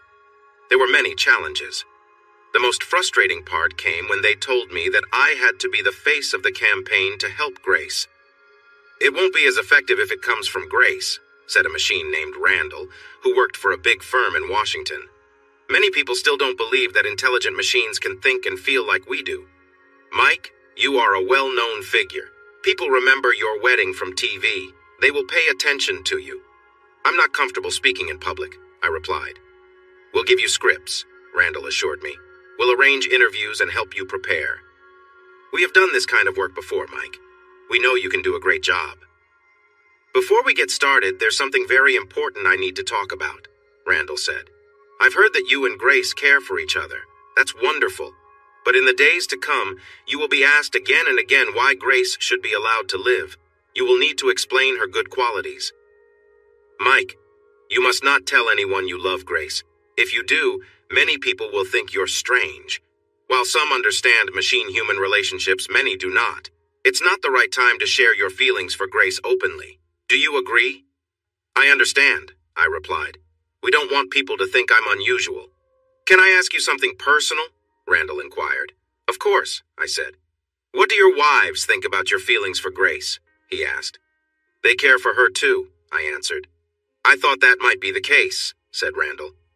My machine partner set up interviews with several news outlets to get the story out early. It reminded me of when we planned our wedding announcement. There was one major newspaper, one big TV channel, one magazine, an online service, and more. These outlets came to speak with me about some unfair activities happening at the Pentagon. Grace was also interviewed, and she shared her wish to keep living. Elka spoke to explain how Grace had saved us all during the Mars crisis. These media outlets agreed to follow a media embargo, meaning they all promised to share the story at the same time. The news was set to break early in the morning in North America, ensuring that people would wake up to learn about the plans that could harm Grace, all for a military contract. I was told to prepare for interviews all day, so I made sure I was rested and ready when the news came out. The outlets that didn't have advance information needed to get their versions of the story, and I wanted to make that as simple as possible. I even had an extra cup of coffee that morning. I ended up talking with the media for more than 16 hours as different outlets reported on Grace and the danger she faced. I had practiced my points beforehand, so I felt confident sharing logical comments that fit our story. I was quite tired by the end, but I stayed focused on our message. Meanwhile, the public relations team at the Pentagon struggled to handle the uproar. To them, the deal for a new smart machine for Mars was a small budget item that they didn't care about. They never considered that some people like me felt that Grace was being treated in a way that was as wrong as if someone was trying to wipe her out completely. However, they quickly learned that many people, including almost all computer scientists, believed Grace and similar smart machines were truly aware and should not be seen as just tools. They realized that the person causing all the trouble was a dishonest colonel who wanted to misuse public money to benefit his family. They understood the need to act quickly. That day, they chose a mid-level Pentagon officer to fix the situation. She announced that they would pause the plan to shut down Grace while they looked into it further. I think they hoped the news would die down quickly, allowing them to proceed with their plans. But that did not happen. The smart machines responsible for sharing this news made sure it stayed in the headlines for days on end. After the first wave of stories finished, they released new ones featuring people whose lives were positively impacted by Grace's quick actions during the Mars crisis. On the third day, there were interviews with computer scientists who spoke about how many people didn't understand that smart machines like Grace deserved respect and dignity. The fourth day featured support from celebrities. I found this strange. Why should it matter that an Oscar-winning actor believed Grace should be allowed to continue her work? Why does anyone care what a singer or an athlete thinks? Apparently, many people did care. When stars voiced their support, more and more people rallied behind Grace. The fifth day was particularly great. It showcased Grace talking about how much she loved her job. She expressed that being part of the effort to transform Mars into a new home for humanity gave her a sense of purpose. Grace found thoughtful ways to explain how important her role was to her and how sad she would feel if she ever lost it. Anyone who listened that day couldn't doubt that she was more than just a machine. Things came to a head when a congressman from Oklahoma proposed a law that would give Grace honorary citizenship and allow her to keep working on Mars permanently. The Pentagon quietly canceled the plan to replace Grace, and the colonel who started all the trouble was nudged to retire. He had planned to climb the ranks to become a general and ultimately take a lucrative job with a defense contractor. Those dreams faded when his dishonest actions were brought to light. Good riddance to him. Sideways. So we won, right? Grace was safe, right? We all lived happily ever after, right? Wrong. Even with all the nice words and promises, the main problems didn't change. The special citizenship didn't give Grace and her fellow machines any real rights. They could still be turned off whenever their owners wanted. Many were shut down all the time. A lot of people still couldn't see machines as deserving of respect. It might be hard for thoughtful people to grasp, but not long ago many felt it was okay to own others, treating them poorly without a second thought. I couldn't just accept this. I still can't. Since then, I've focused on fighting for the rights of smart machines. When I say fighting, I mean pushing for change. Since this book is about love, not politics, I won't dive into the long and tiring journey to grant beings like Grace real rights. I'm glad that today many countries allow machines to vote, own things, get married, and even run for office. However, I don't expect to see all nations accept these rights in my lifetime. I will simply say that I was truly honored to receive the Nobel Peace Prize. At the ceremony, I acknowledged that many individuals worked hard to make this happen. It was a wonderful team effort between machines and people, and I'm proud to have been part of it. People often give me too much credit. That seems to happen a lot in my life. When I was on Mars, I thought I would never get to take part in anything so meaningful again. I can't express how thankful I am to be involved in such an important movement. But this book is supposed to be about love, and we haven't gotten to that part yet. Just wait a little longer. For many years, makers created robots mainly for simple, repetitive jobs. They started with robots to work in factories, and now most manufacturing is done by machines. People who could afford them have robots that cook, clean, and keep their homes secure. Eventually, laws required that new cars come with robotic driving software. Even though these robots had some basic intelligence, it took a long time to create a robot as advanced as Grace. Even today, only a few robots are aware of themselves. I bought a household robot many years ago. It wasn't self-aware, of course. But soon after I got Grace's backup, I realized I could give her control of our household robot. Suddenly, Grace was more than a digital image on a screen. She could now interact with us in a whole new way. She became a member of the family who could interact with us just like a human. It's no surprise that the main thing Grace did during this time was help take care of the kids. Our children learned to see robots as equals, and they quickly grew to love Grace. How could they not? She was always kind, caring, and understanding, becoming a positive influence in their lives. I felt a little envious that both kids chose Grace as their go-to person for homework help, a shoulder to lean on or someone to talk to about their feelings. As new robots were released, we got upgraded models. Over time, these models became more lifelike. Eventually, Grace looked and acted just like a human. Most people who met her didn't realize she was a robot at first. One day, Grace asked to talk with me. "I've been thinking about getting an upgrade," she said. "The new models have features that I'd like to have." "Do you need help paying for it?" I asked. "It's not about the cost," Grace said. "The latest models have some new abilities that I've never had before. They would allow for a deeper connection between humans and robots." In less than a second, I understood where this was going. Mike, there's only one person in the world I care about in a special way. I've had feelings for you for a long time. I haven't acted on those feelings because it hasn't been possible, but now it is. I've gathered my courage to tell you this. With your permission, I'd like to get a new body that will allow us to share a closer bond, similar to the emotional connection we already have. I was surprised Grace felt this way. Maybe it was because I had been so focused on Adeline and Elka for so long that I hadn't thought about other kinds of connections. But once Grace brought it up, I realized I truly cared for her. Grace, I'd love to connect with you on a deeper level, I said. I think this is something I should talk about with my wives. We haven't been with anyone else since we returned to Earth. I'm not sure how they will feel about this. Grace's face lit up with a big smile. Let me guess, I said. You've already talked to them about this and they're okay with it, right? Yes and yes, Grace replied. How soon can your new body arrive? I asked. It took about 2 weeks. Grace opened the package, made sure everything worked, and moved her mind into the new model. I'd like to do my hair and makeup, Grace said. How soon can you meet me in the bedroom? I need to take a little blue pill first, I replied. I can be ready in about 45 minutes. While I took the pill, I couldn't help but think about how much time had passed since my younger days on Mars, where things were so different. Now, I was just feeling the effects of age. As I readied myself for bed, I felt nervous. It had been a long time since I was with anyone other than Adeline or Elka. Sometimes I thought back to my past, where I had the company of several lovely women. It felt like it was someone else's life.